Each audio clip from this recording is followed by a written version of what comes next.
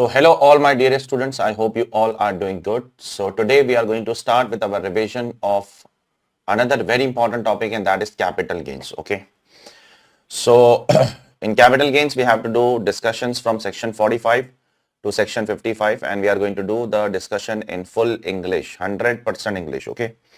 So the very first thing that we need to see is that in every head of income, the first section is always a charging section. Capital gain chapter is quite different as compared to other chapters. In capital gains, there are multiple charging sections. Like in PGBP also, there were multiple charging sections. One was general charge section 28.1, and then there were certain small special charging section. But in capital gains, there are a lot of big special charging sections. Okay. So your majority of the time will go in discussing the charging section itself. Let us start with the general charging section first of all today. The general charging section, which is covered in section 45.1, which says that you need to transfer a capital asset and earn profits and gains. Then your profits and gains shall be chargeable in the previous year in which the transfer took place. Okay.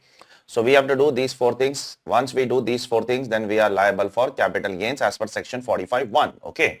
Now, we need to understand the meaning of each and every term one by one. First of all, what do I mean by the term capital gains? Capital asset, sorry.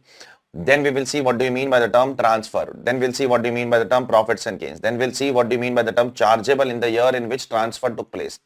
So all 4 points we need to analyze one by one. The very first thing that we need to understand over here is what do we mean by the term capital asset? Now listen, the term capital asset is defined in section 2 clause 14. How it is defined? It is defined into two parts. It is defined in means part and exclusive part.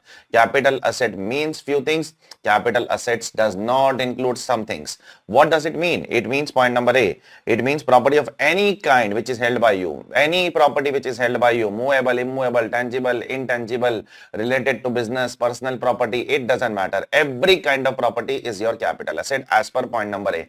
What is point number B? Any securities which is held by foreign institutional investors. If an FII is holding any security, remember that will never be treated like a stock in trade. That will always be treated like what? Like a capital asset, so that they get the advantage of what? The capital gains provisions under the income tax law. Okay, like 111A, 112A, so on and so forth. The third one is we are going to deal that later on when we will do the discussion of section 1010D. At that point of time, we will do the discussion of that. Okay. The next one is what does capital asset does not include? Capital asset does not include stock in trade, because it is already covered in PGBP. It does not include personal plus movable items. Personal plus movable items. But in personal and movable items, there are few items which are definitely called as capital asset, like jewelry. Even though it is personal movable, it is a capital asset. Archaeological collection, drawing, painting, sculptures, any other work of art. These assets are always capital asset, irrespective of whether they are personal and movable. Apart from this, rest of the personal and movable assets will not be considered to be a capital asset. Next, rural agricultural land in India. The land has to be rural, the land has to be agricultural, and the land has to be in India. Sir, what do you mean by rural area? A rural area means an area whose population is less than 10,000 people as per the last census. It means if the population is 10,000 or more, it becomes an urban area. And once it becomes an urban area, always remember, up to 2 kilometers area will also be considered urban if the population is between 10,000 to 1 lakh. And up to 6 kilometer will also be called as urban if the population is more than 1 lakh and up to 10 lakh. And up to say 8 kilometer area will also be called as urban if the population is what? More than 10 lakh people as per the last census. Okay. And last but not least, there are certain gold deposits, bonds which are excluded from the definition of capital asset, and deposit certificate under the gold monetization scheme, that is also excluded from capital asset, and interest on that gold deposit, gold monetization scheme, the deposit which you get under the gold monetization scheme, the interest on that is also exempt under section 1015. So you don't have to pay tax on interest also under IFOS. That is also exempt. Now there are certain small issues that we need to address over here. First of all, are silver utensils capital asset? The High Court has said that silver utensils are not capital assets. They are for personal purpose. They are not capital assets. Then what about the gold bars, souvenirs, etc., which you use for puja, etc., for deities, for Bhagwan? Are those capital asset? The court has said that yes, they are capital asset. When you sell them, you have to pay capital gains on that. Okay. What about gold utensils? Are gold utensils capital assets? Yes, gold utensils are capital assets. Silver utensils are not capital asset. Be very careful. Now coming to the main charging section once again. Capital gains, if you want to charge, there has to be profits and gains. What do I mean by the term profits and gains as per section 45.1? If you want to cover profits and gains under 45(1), then your profits and gains are supposed to be real gain, real gain, real gain. It should not be notional gains. Notional gain cannot be charged under 45(1). For notional gains, you have to make a separate charging section like 45(2), etc., etc., etc. There are many charging sections where you are charging notional gains because they are not getting covered under 45(1). Okay. Now coming to the next part of the charging section, that is transfer. What do you mean by the term transfer? I don't know the meaning of transfer. The government has given an inclusive list of transfer. The government has not given the meaning of the word transfer. Sir, what does it include then? Transfer includes C. Transfer includes sale, exchange, relinquishment, extinguishment, compulsory acquisition, conversion of a capital asset into stock in trade. All these are transfer. Then, in case of immovable property, the date of possession is considered to be the date of transfer. The date on which you give possession, that date will be considered as date of transfer as for the purpose of immovable property. And in case of immovable property, if you stay especially in a society where the society is the owner of your property, then the property is not transferred, the ownership is not transferred, the right to enjoyment is transferred by the owner. That is also called as what? That is also called as a transfer. And last but not least, maturity or redemption of zero coupon bond is also transfer. Okay. So whether exchange amount to transfer, definitely exchange amount to transfer. There was one company by the name called as Orient Trading Company, where shares of one company were exchanged for shares of another company. That was taxable as transfer. Therefore, it was chargeable under PGBP. Why it was charged under PGBP? Because Orient Trading Company was a trader in shares. That is the reason it was charged in PGBP. If the assessee was not trader in share, then it would have been charged in capital gains also. Okay. Now, suppose if I buy a land 20 years back and after that last year I made a building on that land. 20 years back I bought a land and last year I made a building, and on that building, after that making that building, in next few months I am selling that building along with the land. How will the capital gains be computed? You have to make two computation. For land you have to say long-term capital gains, and for building you have to say short-term capital gains. You have to make two separate computation. Okay. Now after the charging section is done, now we are going to talk about the computation mechanism of capital gains. There are two sections of computation for capital gains. One is Section 48, another is Section 50. What is Section 48, sir? Section 48 talks about other than block, which is not covered in block of asset, which is not depreciable asset. And Section 50 talks about block of asset. We are not going to talk about block of asset as of now. We are now interested in other than block mechanism. First of all, block we will do discussion later on at the end of the chapter. So other than block, what has to be done over here? How the capital gains? A very simple format, full value of consideration. After that, you have to expense has to be reduced. Then cost of acquisition, index cost of acquisition, cost of improvement, index cost of improvement, and there is one more item which is to be reduced, which we will see in next 10 minutes. Okay. Now, there is one very important amendment which has come in Finance Act 2023. Therefore, you have to keep this thing in mind. It will come in the exam. Definitely, it will come in the exam, and which says that if you bought any property on which you have already claimed deduction of interest under section 24 or under chapter 6A. Suppose if I bought a property on loan, and on that loan I'm already paying some interest and I'm claiming the deduction also under section 24 or under chapter 6A, then that interest cost shall not form part of what? Form part of what? Cost of acquisition. Okay. So that there is a reduction in dual deduction. Otherwise, people used to take dual deduction of interest cost. Okay. Now, coming to some provisos which are below section 48. Very, very, very important proviso. The first one is section 48, first proviso. The first proviso is applicable to whom? Listen carefully, all of you see here. It is applicable to non-resident and foreign companies who purchase shares or debentures or bonds of Indian company. How they purchase? They purchase in foreign currency. So if a foreign company, non-resident or foreign company purchase shares, debentures or bonds of Indian company in foreign currency, then their calculation will be done as per 115A rule. Rule 115A will say that how the capital gains has to be computed. Now this proviso is applicable for shares, debentures purchased in foreign currency only, not in Indian currency. Further, it is also applicable if it is a case of reinvestment. You purchased once, then you sold, then you again reinvested, then also it is applicable. Secondly, this section is applicable, this proviso is applicable to government company also. But this is not applicable to government bonds, RBI bond, state government bond, central government bond. This is not applicable to them. This is not applicable to units of UTI, mutual fund and business trust. Yes, this is applicable to listed as well as unlisted shares, both. But this is not applicable to shares which are covered in 112A. Always remember, this is a very important point. Shares which are covered in 112A will not be subject to first proviso to 48. You are not going to follow first proviso to 48 for 112 shares. Okay. Then this is applicable. This proviso is mandatory if you fulfill the conditions. Okay. And once you fulfill the condition, this proviso is mandatory. You will not get the benefit of indexation. That is second proviso under the income tax law. Benefit of indexation is not there. So what happens in this particular proviso? How the capital gains is computed? Remember, you have to first convert your sale consideration and expense on transfer, both of them as per average of TTBR and TTSR on the date of transfer. For sale consideration and for expense on transfer, the rate is same. Average of TTBR and TTSR on the date of transfer. For cost of acquisition, you have to take average of TTBR and TTSR on the date of purchase. And then once you do this, you will get a capital gains in foreign currency, in dollars, in pounds. Then you have to reconvert that into INR, because in India you are going to pay taxes in INR only. So how will you reconvert that into INR? You have to reconvert as per only TTBR. Now don't take average, okay? Only TTBR on the date of transfer, okay? Then coming to the next proviso, that is, what is the indexation of the current year? The indexation of the current year is 348, and the indexation of the preceding year will be given in the examination to all of you. Don't worry about it. Okay. Now, indexation is applied to every kind of asset except few assets. Like I have told you, like first proviso to 48, indexation is not available. Similarly, indexation is not available in case of bonds and debentures. But there are two special kind of bonds which are eligible for indexation. One is known as capital index bonds. One is known as sovereign gold bonds. These are two special kind of bonds on which you get the indexation. Okay. Apart from this, you don't get indexation on any other bonds and debentures. Apart from that, UTI mutual fund, you can claim indexation. Then business trust units, you can claim indexation. But other than 112A assets, you are not going to get indexation. I hope you all remember that. Okay. Next. The benefit of STT is not available under capital gains.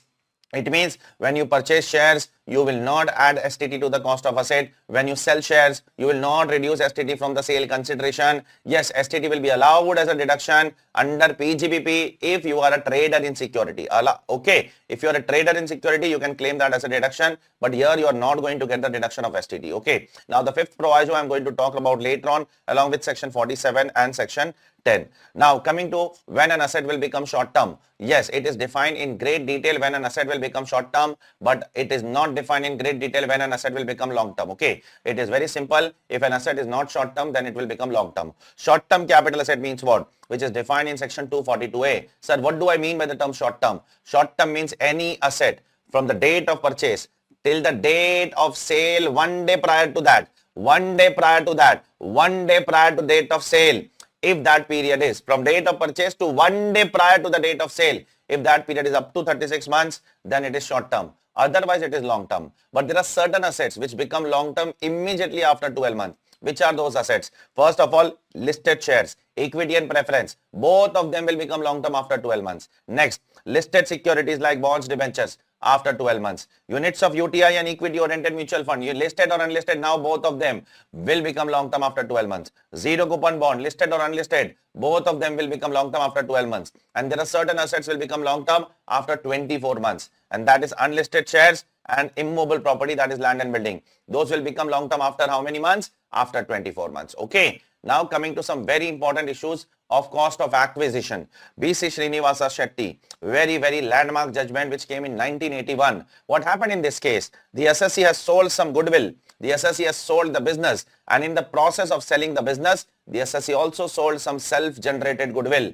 Self-generated goodwill of business was sold by the assessee. The department sent a notice that for sale of goodwill, self-generated goodwill, you have to pay capital gain tax. The sale consideration was XYZ amount and the cost of acquisition was taken as nil by the department. The assessee raised the question, how the hell you can take the sale consideration as nil? Cost of acquisition as nil, sorry. Where it is written that the cost is nil? Where it is written in section 55 that the cost of acquisition of a self-generated goodwill is nil? At that point of time in 1981, it was not written, unfortunately. Therefore, the department said that it should be not applicable instead of what? Instead of nil. Therefore, the word nil is also a number under the income tax law. And zero is also a number. It has to be mentioned in the law. Then only you can write down over there. You cannot write zero by default yourself. Therefore, the court said that it is not nil. It is not applicable, and therefore your computation mechanism fails. And if your computation mechanism fails, then you cannot apply the charging section on the assessee to apply tax. Okay, and therefore with that note, over the period of time, the government made multiple amendments under the definition of cost of acquisition under section 55. Remember, there are two sections for cost of acquisition. One is section 55, another is section 49. Right now we are talking about section 55. Later we are also going to talk about section 49 also. Don't worry. Now section 55 says what? If you have goodwill of a business or profession, or if you have trademark, brand name associated with business or profession. Now Finance Act 2023 has made this section very exhaustive. Now they are not interested in taking individual names. Now they are saying any other intangible asset, copyright, trademark, license, franchise, this, that, everything is going to be covered over here. Everything, every kind of intangible assets. Listen carefully. If purchased from someone, then purchase price will become what? Your cost of acquisition. Or if self-generated, then you have to take that as what? Please tell me, nil. It is very simple. Now it has become very exhaustive. Earlier there was a limited list of items over here. Now any other intangible asset makes it very exhaustive. Okay. Sir, what about the cost of improvement on these items? Obviously on these items you will not get any cost of improvement. Okay. How can you make an improvement on goodwill? How can you make an improvement on trademark? Trademark is trademark, goodwill is goodwill. You cannot make any improvement. The cost of improvement on these items are not allowed. Okay. What about other assets? Other assets, you can take actual cost, whatever is your cost. Okay. You can take that. Now, coming to the next point. This was about what? This was about only intangible assets. Now, coming to these points. These intangible assets like goodwill of a business, goodwill of a profession, trademark, all these things. Even if it was acquired before 2001, now listen carefully, even if it was acquired when? Before 2001, then also the option to take FMV on 1/4/2001 is not available in these cases. Be very careful. Okay. Now let us talk about the cost of acquisition in case of bonus shares and units. By default, the cost of bonus share and unit is nil. But if it is acquired before 2001, if the bonus units were allotted before 2001, then you can take the cost as FMV on 1/4/2001. 1/4/2001 FMV can be taken as cost in case of what? Bonus shares and units also. What is the cost of acquisition in right shares, sir? Remember, I am a shareholder of a company. Company has given me the rights. Now, if I renounce the rights to someone, I will earn some money. Sir, what is the cost of that? The cost of that is 0, 0, 0. Suppose if I renounce the rights of the right share to my friend, I told him that you buy the shares, I don't want to buy, you pay me 10,000 rupees. So 10,000 is my sale consideration, cost of acquisition is 0. Okay. Now for my friend, what is the cost? My friend will go to company and will buy the shares. Suppose he went to the company and bought the shares for 1 lakh rupees. Now for him, the cost will not be 1 lakh, it will be 1 lakh 10,000 rupees. Two costs will be forming part of his cost. First is what he paid to me to acquire the rights. Second is what he paid to the company to acquire the shares. Is it clear, all of you? I hope it is clear. Next one, very important point. ICI favorite cost of acquisition point. This is if a land or building is acquired before 1/4/2001, then you will not directly compare the cost with FMV on 1/4/2001. Never ever. First, you have to compare the stamp duty value and FMV, and whichever is lower, and then you will compare the cost of acquisition, and then whichever is higher. This is only applicable for what? This is only applicable for what? For land and building. That too in here also. Stamp duty value will be compared with FMV. Listen carefully, very minute point. Only if stamp duty value is available with you. If stamp duty value is not available, then you have to ignore the stamp duty value point. Directly compare the FMV with what? With the cost of acquisition. Okay. Now let's move on to some special charging sections. We are going to deal with one special charging sections now. What is so special in these 4 charging sections? Let me tell you what is so special in these 4 charging sections. These 4 charging sections, general charging section says what? Capital gain will be chargeable in the previous year in which transfer took place. This is what the general charging section has to say. But these 4 special charging sections says that no. Capital gains will not be chargeable in the year of transfer, but it will be deferred in future years. Okay, because of some reason. We will defer your capital gain tax to what? To future years. We are not going to take tax today. We will take tax in future years. Now, why so? Which are those 4 cases? First one, section 45(1)(a), where your asset is insured, listen carefully, and it is destroyed because of some reason, then it is taxable in the year of receipt and not in the year of destruction. Okay. Suppose if your asset is destroyed in 23-24 and you receive the insurance claim when? In 24-25, the tax will be charged in 24-25 and not 23-24. So year in which you receive the insurance claim, in that year you will be liable for tax. Sir, for determining whether the asset is long term or short term, till when we should compute the period of holding? The period of holding will be counted till the date of destruction. The indexation will also be taken till the date of what? Please tell me. Destruction only. It is only that the capital gains will be chargeable in the year in which you receive that money. Are you clear? Sir, if I don't receive the money, instead of money, if I receive the asset, then you can take the fair market value of the asset as the consideration. Sir, what if my asset is not insured only and it is destroyed? Then this section is not applicable. Then whatever is your loss is your capital loss, no treatment under the income tax law. Be very careful. Sir, what if my asset is a part of block of asset and it is destroyed, and if I receive the insurance claim? If your asset is a part of block and you receive the insurance claim, then you have to reduce it from the what? From the block of asset. Okay. So that much amount will be reduced from the block of asset. Okay. Next one, the second charging section, conversion of capital asset into stock in trade. Sir, when will the tax be charged? Listen carefully. You bought the capital asset, then you convert that into stock in trade. You bought the capital asset for 10 lakh rupees. Then you convert that on the date of conversion. It is 15 lakh rupees is the market value. Now, when you convert, we will not take the tax. We will take the tax on the date on which you sell the SIT. Okay. And in the year in which you sell the SIT, we will take the tax on capital gains also. We will take the tax on PGBP also. Sir, what will be the sale consideration for capital gains? See, it is very simple. First, it was capital asset. Then you convert it into SIT. This much appreciation will be capital gains. Then from capital asset,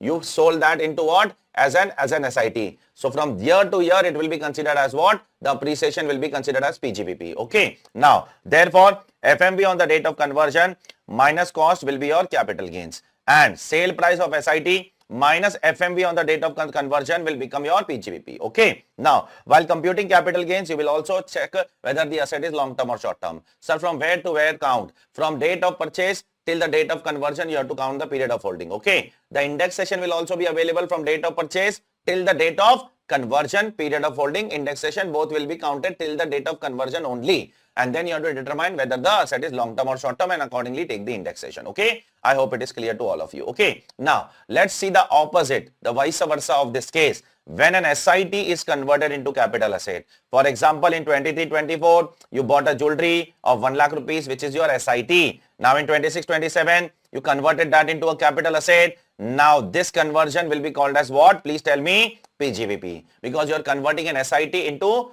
capital asset. It's a reversal role reversal. Okay. And this conversion will be called as what? This sale will be called as what? This sale will be called as capital gains. Okay. Now listen carefully. One very important difference between this provision and the previous provision. Here you are going to pay tax in 26-27 only. Here there is no deferral which is allowed. Unlike the previous section. Here deferral is not allowed. Here you have to pay tax on 5 lakh minus 1 lakh.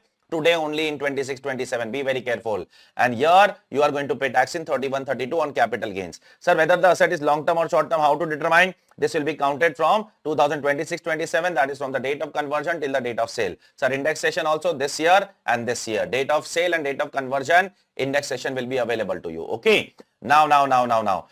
One last thing which I would like to say over here. Sir, when I will sell later on, what will be the cost of acquisition? The cost of acquisition will be 5 lakh rupees. That is the FMV on the date of conversion will become your cost of acquisition. Everything revolve around the date of conversion. Everything revolve around this. Okay. Sir, if this is not jewelry, but this is a fixed asset and I bring that fixed asset in my business, then what will be the actual cost? That is also as per explanation 1A I have left earlier, if you remember in PGBP. That is also FMV of the stock in trade on the date of what? On the date of conversion. Is it clear to all of you? I hope it is clear to all of you. So this is what this section is all about. Now we are moving ahead some dangerous provisions, okay, which is slightly difficult to explain in words, but still I will try my best to explain it in my words to the extent it is possible from my side, okay. Now, one is section 45 subsection 3. Sir, what is section 45 subsection 3? 45 subsection 3 says that when a partner of a firm or a member of an AOP transfer assets to partnership firm or transfer assets to AOP BOI, then the partner will be liable for capital gain tax. Okay. Now, what will be the sale consideration in the hands of partner? The sale consideration in the hands of partners will be the amount recorded in the books of accounts by the firm. Whatever is the amount which is recorded by the firm, that will be considered as what? As sale consideration in the hands of the partner. I hope it is clear to all of you. Now, we will move ahead towards some very dangerous provisions. That is section 9B and section 45 subsection 4. Now, it is not that easy to explain this in the form of words, but still I will try to explain to the extent it is possible from my side. Let me talk about first of all 9B. When is 9B attracted? 9B is attracted when a partnership firm or an AOP BOI gives something to the partner or the member. Okay. When a partnership firm or an AOP BOI gives something to the partner or the member. What is that something, sir? The partnership firm gives, I'm only talking about 9B as of now. I'm not interested in 45.4. Let's talk about both of them individually first and then we will combine both of them. 9B is attracted when listen, are you listening or not? Please tell me. 9B is talking about when a partnership firm gives what? Capital asset or stock in trade. To whom? To a partner. Why? What is the reason? What is the event? The event is either dissolution of the firm or either the reconstitution of the firm. Okay. What do I mean by reconstitution of the firm? Reconstitution is defined on the next page as either one or more partner leaves the partnership firm or one or more partners are admitted in the partnership firm or all the partners are same and there is a change in the respective share of the partners. Okay. So either the partners are leaving or partners are admitted or there are no admission or retirement, but just there is a change in the profit sharing ratio of all the partners. That can be called as what? Reconstitution. So this section is applicable in two circumstances, either on dissolution of the firm or either on reconstitution of the firm. Then in that case, the capital gains will be chargeable in whose hands? It will be chargeable in the hands of the entity. Entity means who? Partnership firm. Okay. Partnership firm, because partnership firm is transferring the asset, so partnership firm will pay the tax. Okay. Now, what are the two things that the partnership firm is transferring? Please tell me. There are two things which are capital asset and stock in trade. If a stock in trade is transferred, then PGBP will be paid by capital gains. If a capital asset is transferred, then capital gains will be paid by the partnership firm. Is everyone clear till here? Please tell me. So if a stock in trade is transferred, then PGBP. If a capital asset is transferred, then capital gains. Are you clear? 9B is very simple. Okay. Now coming to 45.4. What is 45.4, sir? 45.4 talks about when a partnership firm gives money, which was not covered in 9B, or gives capital asset, which was covered in 9B also. Remember? In 9B, capital asset was there. Here also capital asset was there.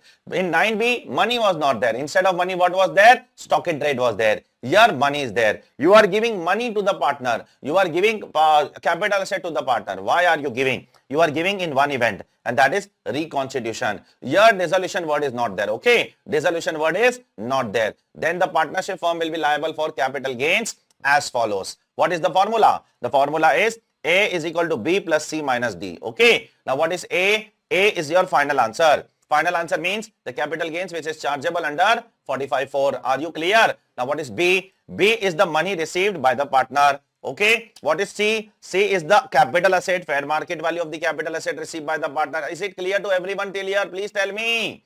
And what is D? D is the balance in the capital account of which partner? Of the partner who is going to leave the firm. Okay. It is the balance of that partner. Okay. Now, if the answer comes to negative, if it comes to negative, then you take it as 0. Okay. And in the capital account, you are not going to take few things. You are not going to take few things in the capital account. Without taking into account the increase in the capital account, any revaluation of asset will not be taken in the capital account. Any self-generated goodwill, if it is credited to capital account, do not take. Any other self-generated asset, if it is credited to capital account, do not take. Okay. Now, from here onwards, I have to explain you with the help of some story now. Otherwise, you will not understand from here onwards. Pay attention, please. Now, always remember, what is the procedure that you are going to follow in the exam while solving a question with respect to 9B and 45.4. Are you listening to me? Please tell me. Suppose there are 3 partners in the firm and one of the partner is retiring. Okay. One of the partner is retiring, and to that retiring partner, the book value of the asset was 50 lakh rupees. How much? 50 lakh rupees. And now we are revaluing that asset. Revaluing that asset at how much? Say 70 lakh rupees. And we are giving that asset to the partner. Okay. So whatever is the increase in the book value. Okay.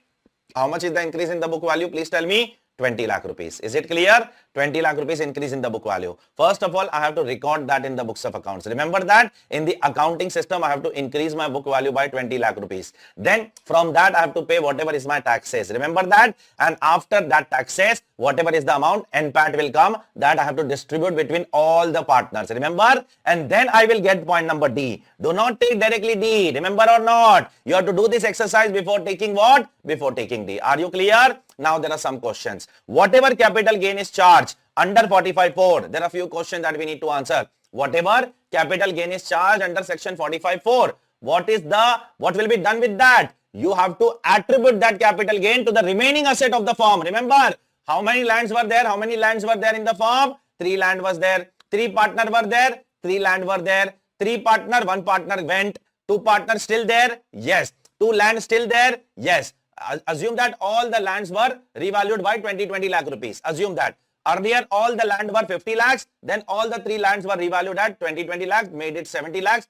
Now, whatever capital gains will come in 45(4), what will you do? You will attribute that to the remaining assets of the firm. Remaining assets of the firm in what ratio? In the ratio of revaluation done by you. Remember or not? In the ratio of revaluation done by you, or in the ratio of self-generated asset which you have recognized in the books of accounts. So if you have recognized some self-generated asset, or if you have revalued some asset, then you have to distribute that capital gains which is charged under 45(4) in the ratio of that. So in my case, there are 2 lands which are pending. By what ratio I have revalued them? I have revalued them by 20 lakhs. So I have to distribute my capital gains in the ratio of 20:20. That is 1:1. Are you clear or not? Please tell me. Now the next question which comes to my mind. Sir, if the other asset is, the remaining assets are depreciable assets, shall we attribute that to depreciable assets also? Yes. Even to depreciable assets you have to attribute. Even to non-depreciable assets you have to attribute to every asset which is there with the company in the ratio of revaluation, or in the ratio of generation of self-generated asset, patent, etc., whatever it is. One last thing. Sir, what 45(4), whatever capital gains comes in 45(4). Sir, what is the nature of that capital gains? How will I come to know the nature of that capital gains? Whether this capital gains B plus C minus D is long term or short term? How will I come to know that whether it is long term or short term? That also depends upon to which assets you are attributed. Okay. If you are attributing to what? Self-generated goodwill and all, then that much amount will be short term. If you are attributing to a short-term capital asset, then that much amount will be short term. If you are attributing to long-term capital asset, then it will be long term. If you are attributing to block of asset, then it is short term. Remember, for example, suppose in 45(4) the capital gains come to 10 lakh rupees. Okay, 45(4) capital gains is how much? 10 lakh. Now, how will you come to know what is the nature of this capital gain, whether it is long term or short term? That depends upon to whom you are attributing. Suppose out of that 10 lakh rupees, 3 lakh you are attributing to block of asset. So 3 lakh will be short term. 2 lakh you are attributing to 10-year-old land. Then that 2 lakh will be long term. Are you clear? 5 lakh you are attributing to say goodwill. Then that will also be short term. So like that you have to decide to whom you are attributing. That is what it is written over here. You can check it over here. Okay. I hope it is clear to all of you. So this is what this provision is all about from year till year. Now coming to the next point. For better understanding, obviously, you have to see the 3 CBDT circulars which I have done with you all in the class. Okay, that will be exhaustively explaining you the entire provision. Now, as per ICDS, if there is a dissolution of the partnership firm, at what value you will value the inventory? In case of a dissolution of a partnership firm, if the partnership firm is dissolved, whether the business is now discontinued or not, it doesn't matter. You will always value the inventory at the net realizable value, that is NRV. Okay, this is a small discussion, nothing great as such. So let's go ahead with the next point, and that is section 45 subsection 5. Here also the capital gain is not chargeable in the year of transfer, but it is deferred to future years. Okay. Now what is this case? This is a case of compulsory acquisition by the government. Okay. Now in case of the government compulsorily acquire your property, when is it taxable? Is it taxable in the year of acquisition? The answer is no. It is taxable in the year in which the original compensation or even the part of the original compensation is first received. Suppose if your part of the original compensation is received, then your entire compensation will be chargeable in that year itself. For example, the government has decided that your original compensation will be 5 lakh rupees. Now, if the government gives you even 1 lakh rupees now, then the entire compensation will be chargeable in the year in which you receive the 1 lakh rupees. Okay, be very careful with that. Secondly, enhanced compensation, sir, when it is chargeable?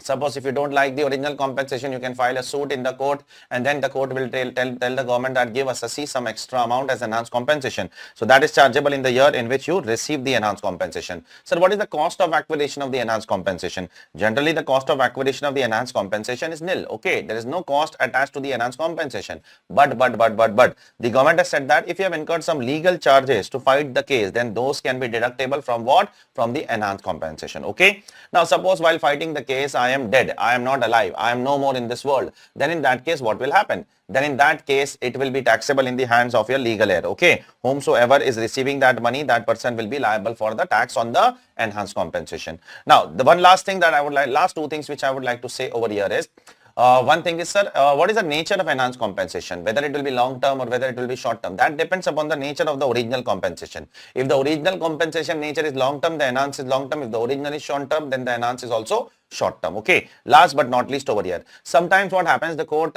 gives an order, an interim order, and tells the government that pays some random amount to the assessee. Okay. So if the assessee receives something while an interim order, through an interim order, when it is taxable, is it taxable on the date of receipt? The answer is no. There is a proviso which says that an amount received under an interim order will be taxable not on receipt basis like this. These are taxable on receipt basis, but the interim order amount will not be taxable on receipt basis. It will be taxable in the previous year in which the final order is passed. Okay. So whenever the final order will be passed in that year, it will be taxable.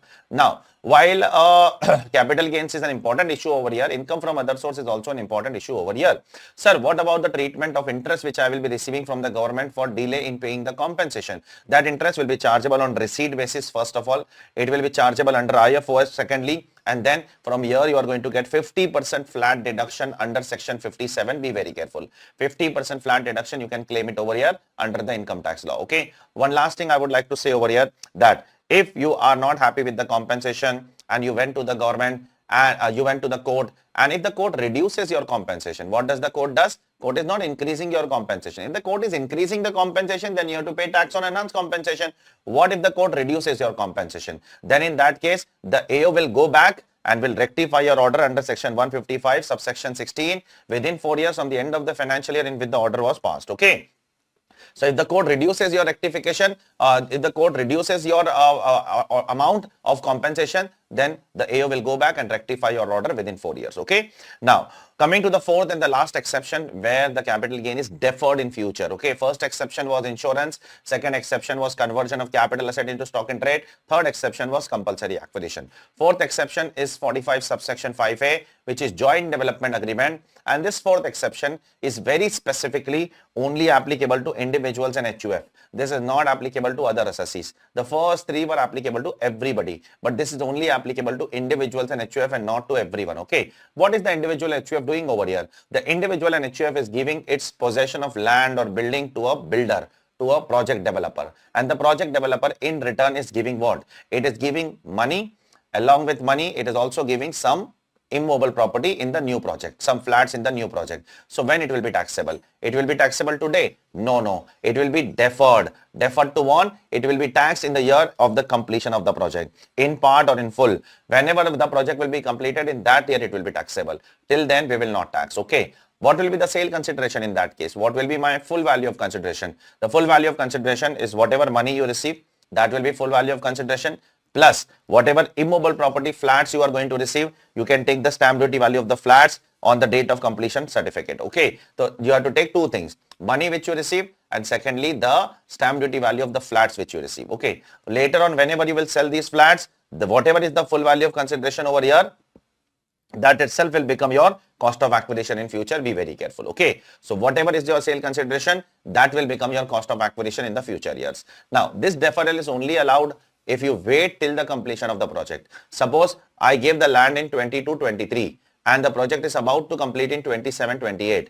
Now I am in a hurry of money. I need some money. Urgency is there. So in 24-25, I am giving my rights to somebody and I am saying that I don't want to wait till 27-28. You please pay me the money. Then you have to pay the tax at that time only. Then you will not get the benefit of what? Deferral under the income tax law. Okay. Now there is one small clarificatory amendment which is made by Finance Act 2023. It's a clarificatory amendment. Okay. When you say the builder will give you cash, cash will only include cash or what? No. It will not only include cash. The builder can give you check also. The builder can give you draft also. The builder can make you payment by what? Any other mode also. The word used in the law was cash. So the cash will not only include cash. The government has clarified that builder will not give you cash. It will give you check, draft or any other mode also. It is allowed. Okay. Last but not least, when a builder is giving you two things, one, he is giving you money, another, he is giving you immobile property, flats in the new project. Now, the builder will deduct TDS on the monetary portion.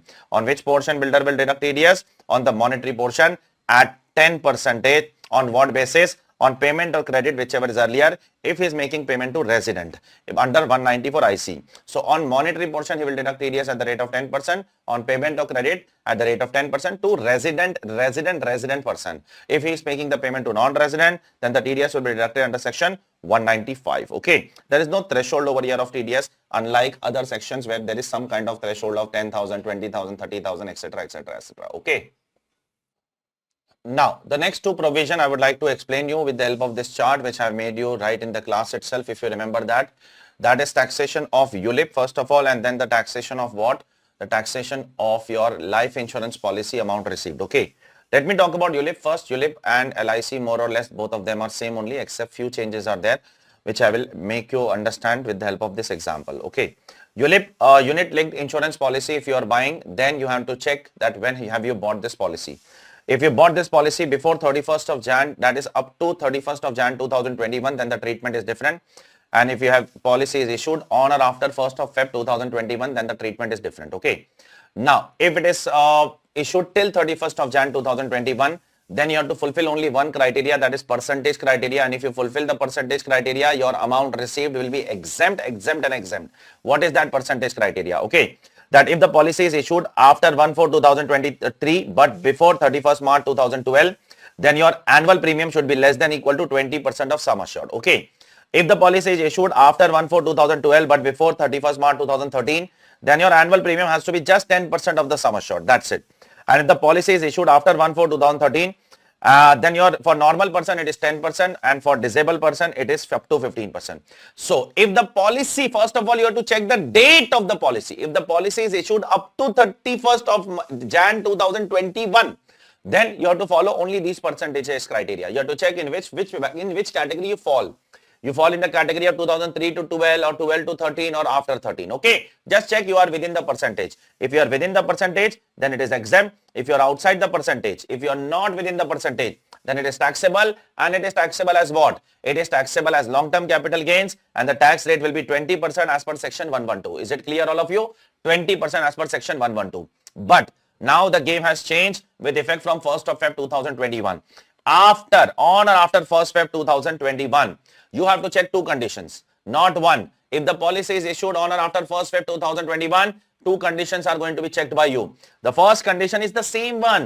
First of all, check the first condition. You have to pass the test of the first condition first. Don't jump to the second condition directly. You have to go in the order of the law. If the first condition itself is not fulfilled, then you pay tax as per the old provision only. Are you clear or not? If you do not fulfill the first condition, then pay tax as per the old provision only. Long-term capital gains, section 112, 20% tax.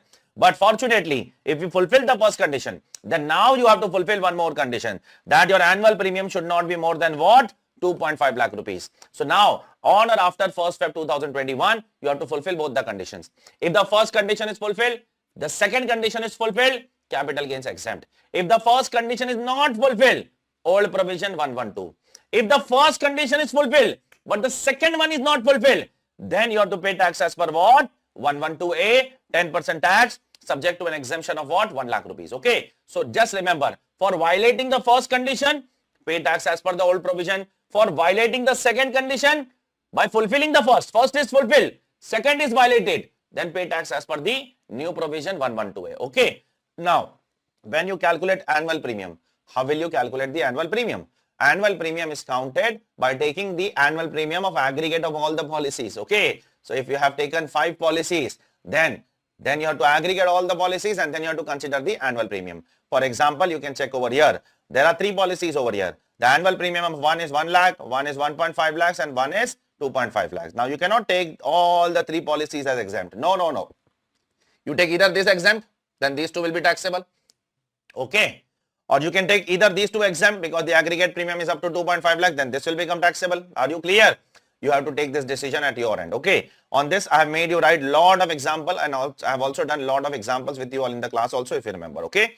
So all these things are there over here. Okay. I hope it is clear. Now coming to the discussion of normal life insurance policy. ULIP is done now. Let's talk about the normal life insurance policy. Sir, what is the treatment of money received under a normal life insurance policy on maturity or on death, etc., etc., etc.? See, This treatment is not applicable to death because on death it is fully exempt. On death, whatever benefit you receive, it is exempt. ULIP is not covered here because ULIP we have already covered above. Okay. Keyman insurance policy also not covered here because Keyman insurance policy amount, whatever you receive, that is taxable, taxable and taxable. Okay. So these three things are not going to be covered over here because those are dealt somewhere else already. What is covered over here is apart from these three things. Now here the cutoff date is 31st March 2023 and 1st April 2023. If the policy is issued up to 31st March 2023, you only have to fulfill the percentage criteria, same as ULIP, same. 10%, 20%, whatever was there, 20%, 10% and then 10 and 15, same. If you fulfill the percentage criteria, it is exempt.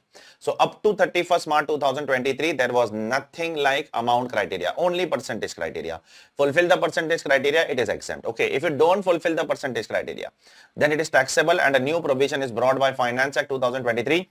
It is taxable under section 56, subsection 2, clause 13 as IFOS income. Okay, it is not taxable as a capital gains income, it is taxable as an IFOS income. Be very careful. Okay. Now, what if the policy is issued after 1/4/2023? If the policy is issued after 1/4/2023, always check first condition. Okay. First condition is percentage. If you don't fulfill the percentage criteria, IFOS. Okay. IFOS. If you fulfill the percentage criteria, then go and check the second condition, that is amount criteria.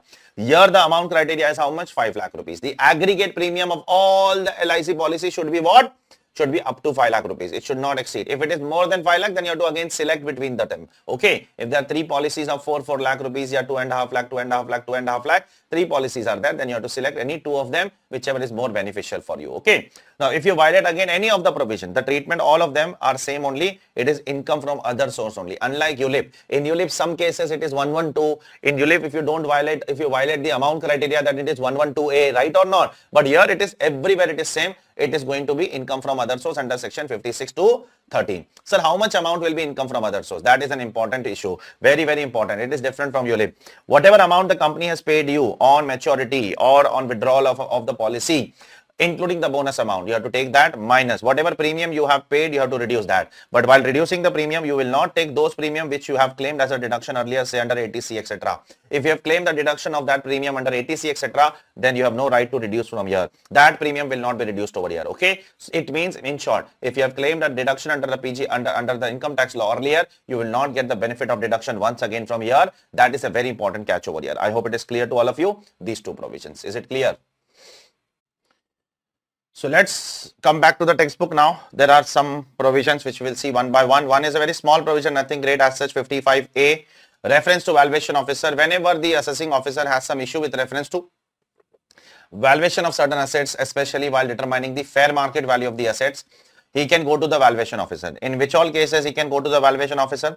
Where he feels that the assessee has valued the asset, but it is at variance with the officer. Okay. So assessee has to register, assessee has to go to some registered valuer and has to get it registered and has to get it valued the asset. But as per the AO, it is at the variance. Therefore, the AO can tell that I'm going to the valuation officer. Similarly, if the difference between the fair market value is more than 15% or if it is more than 25,000 rupees, it's more than 15% or more than 25,000 rupees, either of the two, then also he can go. Then at the end, the government has said that depending upon the nature of the asset and the relevant circumstances, if it is necessary, he can go for the reference to the valuation officer. Okay. So who are these valuation officers? These are departmental officers only, which are experts in valuing the assets. Okay. Now coming to some very, very, very important provisions of the income tax law of capital gains. That is section 50C. Very, very, very important. 50C is applicable for immobile property, land and building. So if you sell your land and building to somebody, then your full value of consideration will be the sale consideration or the stamp duty value, whichever is higher. Okay. But when it will be whichever is higher? When the difference between the two is more than how much? 110%. Okay. Then only this provision is applicable. For example, if your sale consideration is 100 lakhs and if your stamp duty value is 130 lakhs, then it can be called as what? Whichever is higher. But if the sale consideration is 100 lakh, but if your stamp duty value is 105 lakhs, then the difference between the two is less than 110%. Then you will not take whichever is higher. Then you will take the actual sale consideration. Okay. I will take the numbers as follows for the further discussion. My sale consideration is 100 lakhs and my stamp duty value is 150 lakhs. I will use this number throughout this example. Okay. So suppose my sale consideration is 100, stamp duty value 150 lakhs. I have to take whichever is higher because the difference between the two is more than 110%. Now, who determines the stamp duty value? My 150 lakhs is determined by whom? It is determined by the state government. Now, I am not happy with the state government. So, I can file a case against state government. And then the state government will decide, then the court will decide after 10-15 years. Wait for that much time, okay? And whenever the court will decide, at that point of time, what? After 10 years, 15 years, whenever the court will decide, at that point of time, the AO will do what? See your next page. The AO will rectify your order within 4 years, okay? Accordingly, if the court increases, then the AO will increase. If the court reduces, then the AO will reduce, as the case may be, okay? Now, coming to, I don't want to follow such a long procedure in my life. I want to go for some simple procedure, yaar. What is a simple procedure, sir?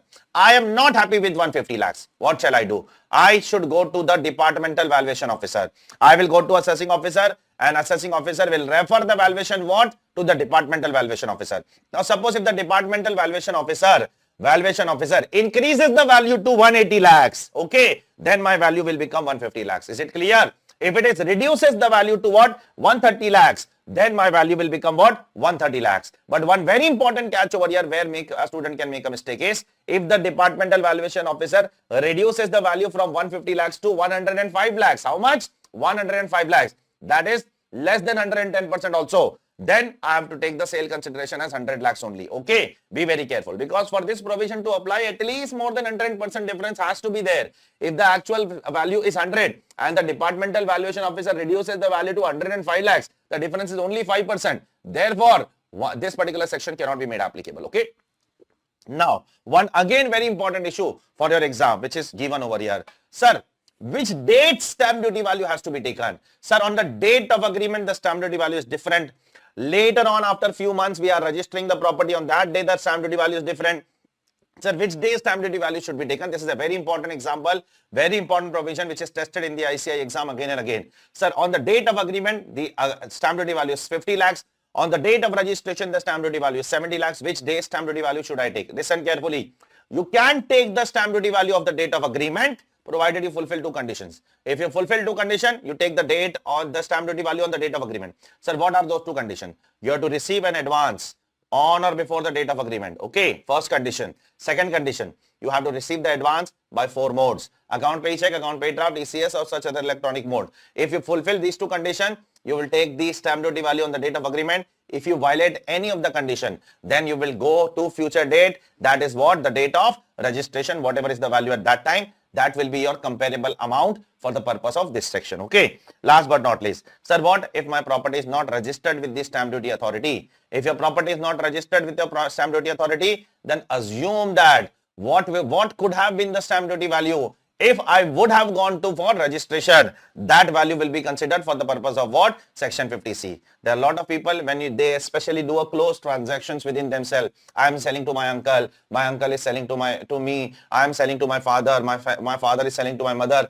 We might not register the property with the stamp duty authority. In that case also you have to see the sale consideration along with stamp duty value. Then in that case you have to assume that if we would have gone for registration, what could have been the value? That value will be used for the purpose of section 50C. I hope it is clear to all of you. Next one, 50CA, a small version of 50C, which is applicable only for what? Unquoted shares. Unquoted shares means what kind of shares? Please tell me. Unquoted shares means unlisted shares. So in case of unlisted shares, you have to take the sale consideration as your actual price or the fair market value of the shares, whichever is, please tell me, whichever is higher. Okay. Now you also have to consider this from the perspective of the buyer. If the buyer is also buying at a lower price, do you remember that? If the buyer is buying at a lower price and if the price is lower than 50,000 rupees, okay, then the buyer will also be liable for what? Income from other source. Are you clear or not? Please tell me. In some specified cases, this section is not applicable. There are some places which are prescribed by the government. In that it is not applicable.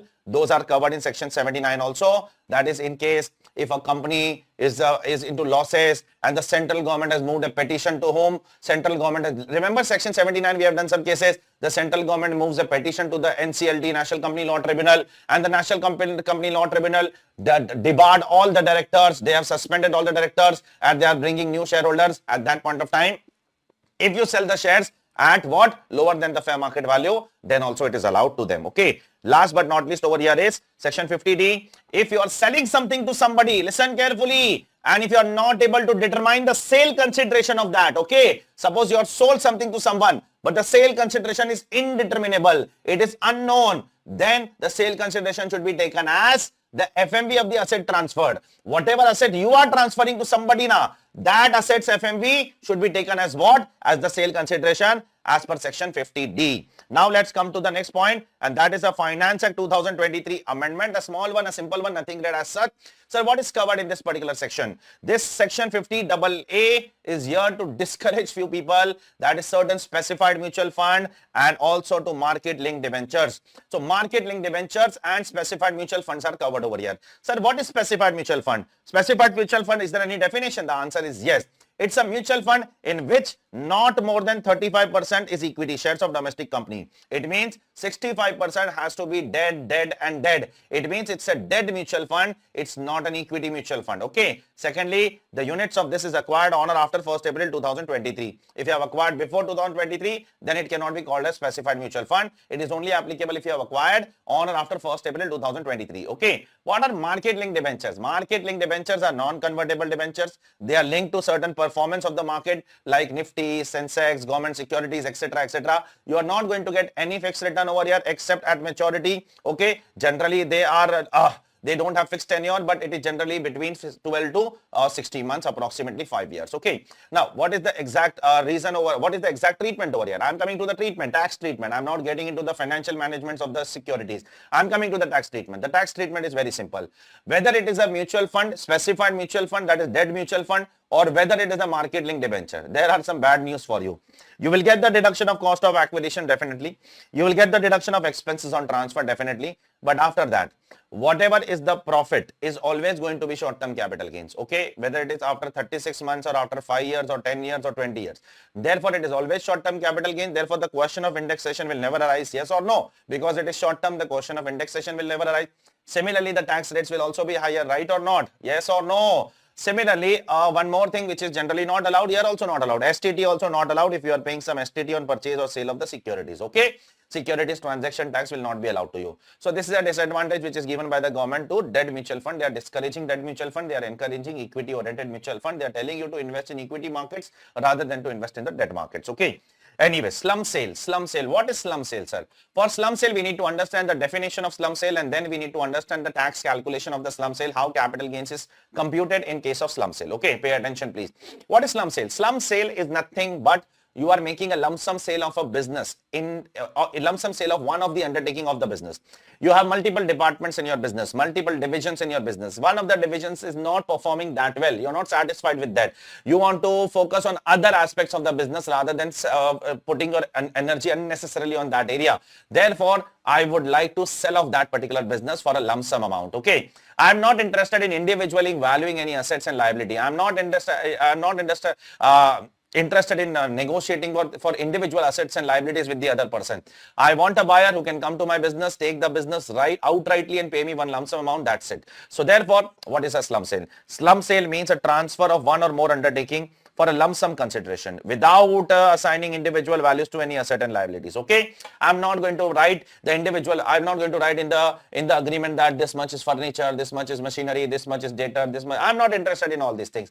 I want that you come to my business, see the business, you like the business, you take it, give me 100 crore, 200 crore, whatever it is, and get away from here. Okay, this is slump sale. But there is a state government requirement that in every transaction where you sell a land and building, you need to mention the value of stamp duty value of land and building in the agreement. So if I'm mentioning the stamp duty value in the agreement, then that is allowed under slump sale. Okay, because that is a government requirement. Okay. Now, am I going to sell the individual assets? No, individual assets are not going to be sold over here. You are going to sell a lump sum for a lump sum consideration. Sir, whether the lump sum sale consideration, whatever is the capital gains, whether it will be long term or short term, how will I determine? For that, you have to see when you have undertaking was set up. If your undertaking was set up more than 36 months old, then it is long term. If your undertaking was set up to 36 months, then it is short term. Okay. So you have to check the period of holding of the undertaking. Okay. If the undertaking is very old, then it is long term. If it is not old, just 1 or 2 years old, then it is short term. As simple as that. Okay.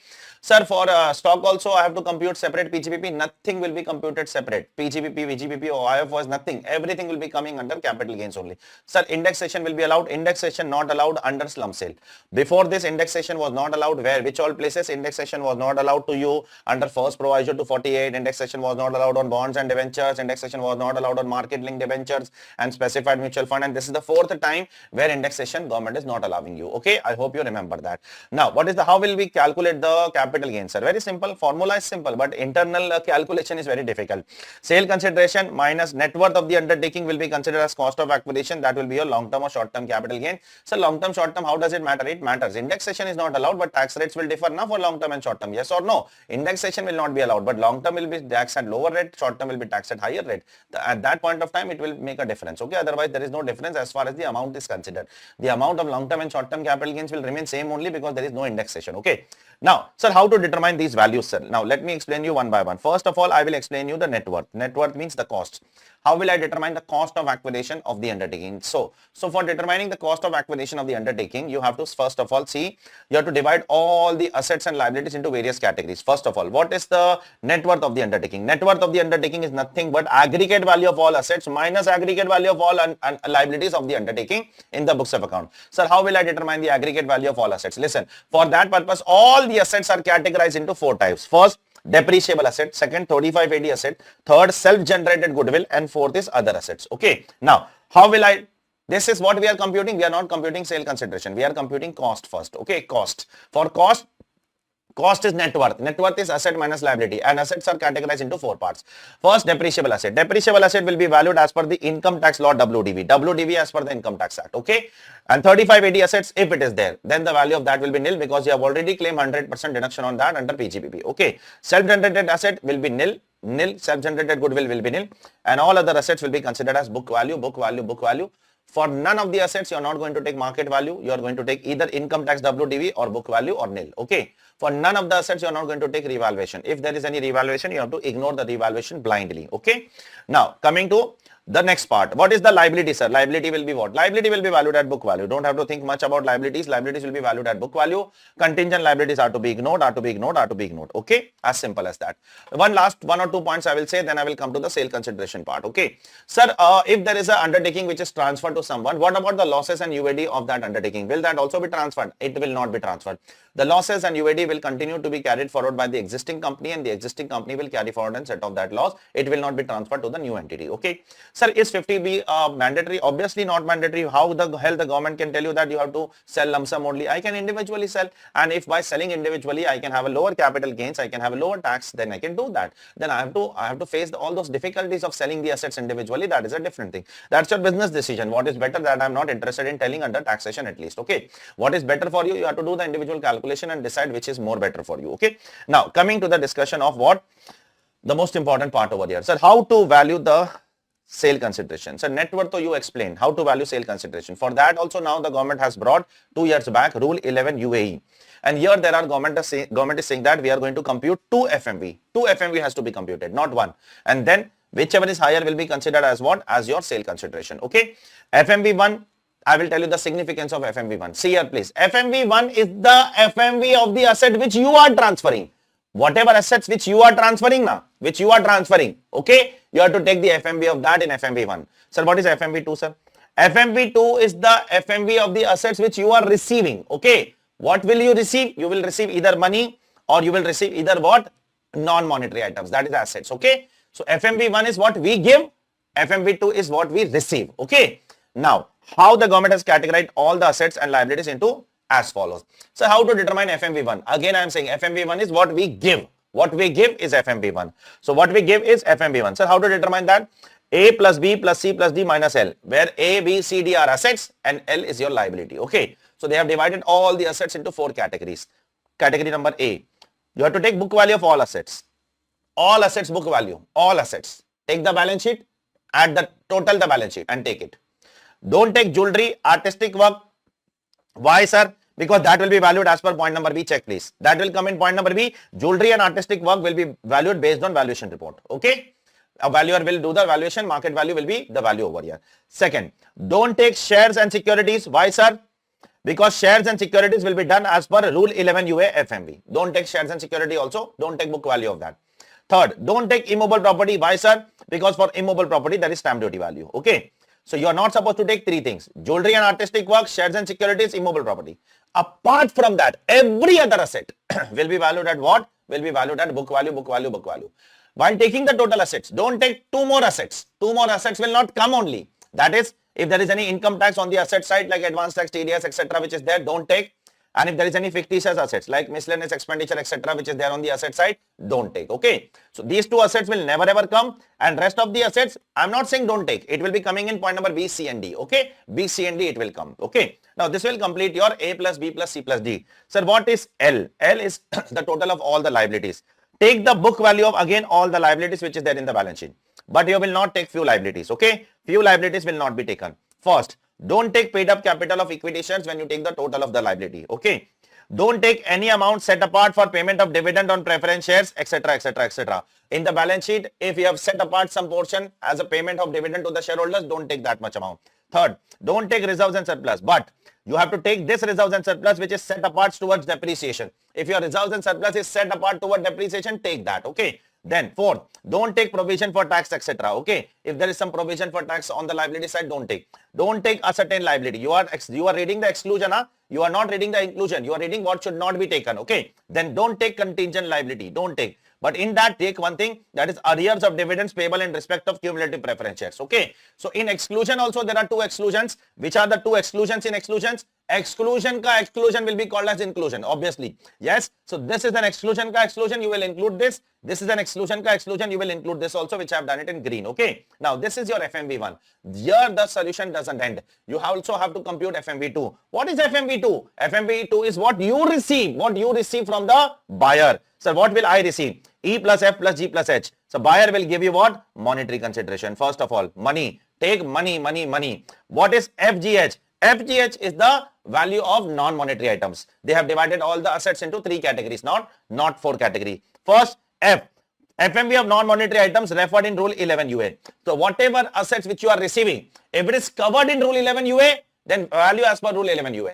In Rule 11 UA, there is shares, there is jewelry, all those things are covered. Okay. So value as per Rule 11 UA. Then point number G. FMV of assets other than immobile property and other than Rule 11 UA. Why other than Rule 11 UA? Because Rule 11 UA was already covered in point number F. Why other than immobile property? Because that is already covered in point number H. So what will come in point number G? Point number G will cover FMV of other assets which is not covered in 11 UA, which is not immobile property. Maybe some assets which are not covered in 11 UA. Sir, can you give some example? Yes. Like cryptocurrency. If you go and see the Rule 11 UA chapter in our book, you will not find cryptocurrency in Rule 11 UA. So for cryptocurrency, you will follow what? You will follow point number G, and as per point number G, you have to take the FMV of the cryptocurrency. Okay. So that is the value you are going to take. And for immobile property, again, you are going to take what? The stamp duty value. Whichever is, all these things will be added. E plus F plus G plus H, and then compare with FMV1. Whichever is what? Whichever is higher, that will be considered to be your sale consideration. Okay. So this is a question which can come in the exam. If it comes, it will come for at least 8 to 10 marks, not below that. Or it can come in the form of a case scenario in your MCQ for at least 10 marks, not below that. Okay. Now let's move on to some other chapter, that is non-taxable transfers. What are non-taxable transfers? Non-taxable transfer means a transfer where capital gains will not be chargeable to you. Sir, which are those cases where capital gains is not chargeable? Like, there are a lot of cases now I'm going to speak over here, but I'm starting with some simple one first of all, where an HUF gives assets on partition, then it is not taxable. Or if you give an asset under gift, if I give you a gift, then it is non-taxable transfer. Or if I give you some assets under will, then it is non-taxable transfer. Or irrevocable trust means something for a very long period of time. Say for 10-15 years I am giving you something, then that is also non-taxable transfer. Then amalgamation, if I give you something, that is also non-taxable transfer. Regarding amalgamation, we will do detailed discussion in some time. Okay. Then the next one I am telling you right now, very, very important point. If a holding company gives something to an subsidiary, it is non-taxable transfer subject to some condition. Listen carefully. And vice versa is also not taxable. If a subsidiary gives something to holding, then also not taxable. But there are a lot of conditions. Condition number one, the holding and the subsidiary relationship has to be 100% relationship. How much? 100% relationship. Secondly, the recipient entity, the recipient has to be an Indian company. Okay. The recipient has to be Indian company. Third condition, they should not do two things for 8 years.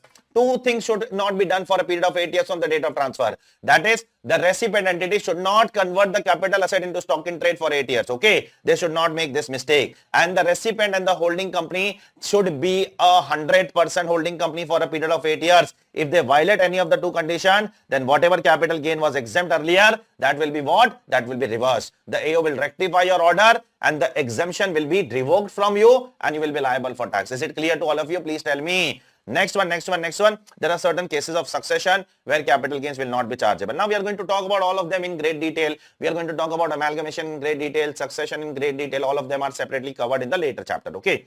I am over here to explain you certain things. That what is the second cost of acquisition? I have told you about the first cost of acquisition in section 55 in the very first chapter. Remember or not? Please tell me. Cost of acquisition of self-generated assets, cost of acquisition of goodwill, cost of acquisition of bonus shares, cost of acquisition of right shares, cost of acquisition of land and building. Yes or no? Now let's talk about cost of acquisition in some special cases where I receive an asset by way of gift, or where I receive an asset by way of will, or where I receive an asset by way of what? Amalgamation, or where I receive an asset by way of partition of HUF, or where I receive an asset by way of holding subsidiary, or where I receive asset by way of succession. I'm talking about all these cases. Can you make out that? Can you understand that or not? I'm talking about these cases. Let me take one of the example. Say for example, I'll take one of them as an example. Suppose I receive gift by way, I receive asset by way of gift. Then what will be the actual cost in my case? Because when I receive the asset by way of gift, I have not paid anything for that, right? What will be the actual cost? So for that purpose, the government has said that in all these cases, which I am mentioning over here, all these cases, the actual cost will be the cost to the, please say, the previous owner. Whatever is the cost to the previous owner, that will become my actual cost. Okay. Sir, what if the previous owner has also acquired by way of gift, sir? My father has given gift to my mother. My mother has given gift to me. Sir, for me, the previous owner is my mother, but my mother has also got the asset for free, sir. Then what will be the actual cost? Then in that case, the actual cost will be the actual cost of that previous owner who has actually paid for that. That is my father, and my father, right? Secondly, let's come to the single loop. I don't want to make multiple loops. My father has gifted me some asset. Sir, what will be the actual cost? The cost in the hands of my father, previous owner. Sir, whether the period of holding will be clubbed or not to determine whether the asset is long term or not. Yes, the period of holding of previous owner will also be clubbed as per explanation to section 242A to determine whether the asset is what? Long term or short term. There is no second doubt about it. There is no second thought about it. The period of holding will always be clubbed. Don't make any confusion over here. Okay. Next one. Sir, the indexation will be allowed from when? There is a doubt over here. Here there is a doubt. The indexation will be allowed from where? The Income Tax Act says that the indexation will be allowed from the year in which you receive the asset. Okay. In which you receive the asset. Suppose I received the asset in 2022. So indexation will be counted from 2022. But the Bombay High Court, in the case of Manjula Jesha, says that the indexation should be counted from where? Please tell me. From the day on which the previous owner has bought the asset. That is the day on which your father has bought the asset. Correct? So these are the two views. Here there is a confusion. Okay. But there is no confusion in clubbing of period. Period will be clubbed 100%. Everybody says that. But indexation from where to take? There is a confusion. And both the confusions are correct. Practically you can do both. Academically also you can do both. You can write one and you can write second as an alternate answer. Okay. This you have been doing in your CA inter exams also, I hope. Next one. RM Arunachalam, Ashok Kumar, Aditya Kumar Jajodia, Supreme Court and Calcutta High Court judgment 2018. Supreme Court judgment was an old judgment. Calcutta High Court judgment was a recent judgment. What has happened in this case? Suppose there is one father who has bought some property of 10 lakh rupees and after that the father has mortgaged that property in the bank and has taken a loan, and after that the father is dead and the property rights has been inherited to the son. Now, has the son got the property? The answer is no. The son has got the rights of the property. The property is not with the son. The son has only got the rights of the property because the property is hypothecated in the bank. Now, suppose if the son repays that loan to acquire the rights of the property, whether he will get the deduction of that loan as a cost of acquisition, this is what the Supreme Court has said that the answer is yes. The son will get the deduction of that cost of acquisition. As per the Supreme Court judgment of RM Arunachalam, which is repeated in Aditya Kumar Jajodia, Calcutta High Court judgment 2018. Now, similar issue was there. Not similar, slightly different. Father has taken a loan on a property. Father did not die. Now, father wants to repay the loan to sell the property. Whether the father will get the deduction, the answer is no. Moral of the story, to claim the deduction, you have to die. Okay, only then your son will get the deduction of the interest of the loan repayment. If I am alive, I am taking a loan, I am taking a property. Now I am making a story that because I want to sell the property, I have to repay the loan. Because you have yourself created the what? The title as encumbrance in the title. And if you yourself have created an encumbrance in the title and you are only clearing the title, then you will not get the deduction. If the encumbrance was created by previous owner and you are creating that title, then you can claim that as a deduction. Is it clear, all of you? Please tell me. This was held by VSMR Jagadish Chandran. Now, one small amendment which is made by Finance Act 2023, nothing great as such, very logical, that if you have a gold, you can go to the government and convert that gold into what? Electronic gold receipt, EGR. Or if you have an EGR, electronic gold, you can also convert that into what? In a physical gold. Okay, you can do either of the way. So whatever you do, that is exempt under section 47. Is it clear? Please tell me. That is exempt under section 47. If you convert a gold into EGR or EGR into gold, that is exempt. Sir, if I convert a gold into EGR and if I sell the EGR later on, then what will be the cost of acquisition? The cost of EGR will be the cost of gold. The period of holding will be what? It will be clubbed from the day one. Don't worry. It's a very, very simple calculation, nothing great as such. Okay. So if you are converting exempt, later on when you will sell, period of holding, you have to take it from the beginning. The period of holding will be taken from beginning and the cost of acquisition will be the cost to the EGR only. Okay. Nothing great as such. Now coming to some very important provisions, that is taxation of amalgamation. What does government has to say about amalgamation? What is amalgamation? First of all, we need to understand a lot of aspects over here. The very first thing that we need to understand over here is meaning of amalgamation. Secondly, taxability in different hands. Like what is the taxability in the hands of shareholders of amalgamating company? What is the taxability in the hands of the amalgamating company? What is the taxability in the hands of amalgamated company? And then we also have to see whether the amalgamating company can transfer the losses and the UAD to the amalgamated company or not. Are you able to understand this or not? Please tell me. Therefore, let us start with the definition of amalgamation first of all. The amalgamation is defined under section 2(1)(b). What does it mean, sir? It means nothing but merger of few companies with each other where they have to fulfill few conditions. First, all the properties and all the liabilities have to be transferred to the amalgamated company. All, not even a single small button also should not be left. Small pin also should not be left. Everything should be transferred to the amalgamated company. Second, at least 75% of the shareholders should agree to this and should be transferred to what? Please tell me. Amalgamated company. When I say 75% of the shareholders in value, not in head count. Okay. In value should be transferred to there. Okay. Now coming to what? Coming to the taxability. There is one, listen here, see here. Let us create one example in our mind. There is one amalgamating company over here. There is one amalgamated company over here. And there are some shareholders of the amalgamating company over here. That is the selling company. Okay. Now, what is the treatment in the hands of the selling company shareholders? What is the treatment in the hands of the amalgamating company shareholders? See, they only have to do one thing. Give the shares back and take the shares in the new company. Okay. And the new company has to be an Indian company. Is it clear? If they give the shares back of the old company and take the shares of the new Indian company, then their capital gains will be exempt. Are you clear? Please tell me. It is exempt under the income tax law. Okay. Sir, what will be the cost of acquisition later on in the hands of the shareholder? The cost will be the cost to the previous share. What will be the cost of the amalgamated company shares? That will be the same as the cost in the amalgamating company shares. Sir, period of holding can be clubbed? Yes, you can club the period of holding and determine whether the asset is what? Long term or short term. You are free to do that. Okay. Next one. Sir, what is the treatment in the hands of amalgamating company? Amalgamating company will do only one thing. Whatever capital assets is there with the amalgamating company, they will transfer all the capital assets to the amalgamated company. Then there is no capital gains on that. That is exempt under section 47. Now, amalgamating company only has to fulfill one condition. That the amalgamating company, whatever capital assets are transferred to the amalgamated company, it is exempt, subject to only one condition. This amalgamated company has to be what? Has to be an Indian company. Okay. The recipient has to be an Indian company, then it is exempt. Then in between, there is one small provision which is coming, so I am addressing that. It's an amalgamation of foreign companies. Okay. Suppose there is an Indian company over here in India and there is one foreign company which is there in United States. Okay. Now that foreign company is holding some shares in the Indian company. Listen carefully, Kashish.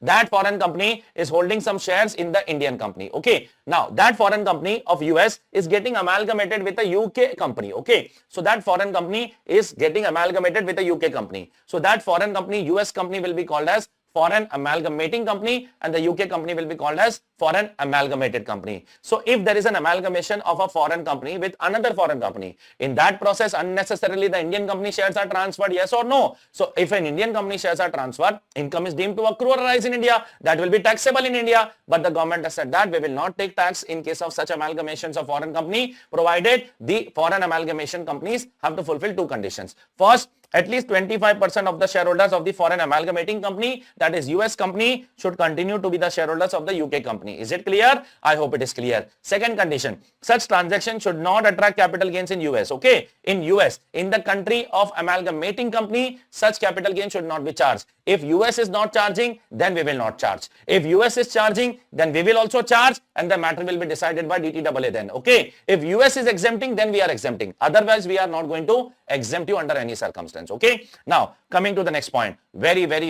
important point. One of the reasons why amalgamations are done in this country, and that is to carry forward and set off the losses of the amalgamating company in the hands of the amalgamated company, which is covered under section 72A. First of all, only the following companies will be allowed to carry forward their losses. Everybody is not allowed to carry forward loss under amalgamation. Amalgamation is exempt for every company. Listen carefully. Yeah? These are two different aspects. Amalgamation is exemption is for everybody. Exemption is for everybody. But carry forward of losses is only for limited companies. Okay. Now, which are those lucky companies to whom we can carry forward the losses? First of all, a company owning an industrial undertaking. You will ask me, sir, what do I mean by industrial undertaking? You have to come to next page and you have to see a long list. What does it include? Come over here, next page. It includes manufacturing or processing of goods. If you are engaged in manufacturing or processing of goods, you can call yourself as an industrial undertaking. Okay. Or if you are engaged in manufacturing of computer software, you can call yourself as an industrial undertaking. Or if you are engaged in electricity generation or telecommunication services or internet services, etc., broadband network, etc., cellular, then you can call yourself as an industrial undertaking. Or if you are engaged in mining services, you can call yourself as an industrial undertaking. Or construction of ships, aircrafts and rail system, all these people are called as industrial undertaking. If there are losses in their business, they can carry forward the losses by amalgamating with another company. Okay, they can do so. Similarly, if your company is owning a ship or a hotel with another company, you can carry forward the loss. If you are a banking company, you are doing amalgamation with certain specified banks, you can carry forward the loss. If you are a public sector company, you are doing amalgamation with another public sector company, you can carry forward the loss. Or if you are a public sector company who is doing strategic disinvestment like Air India,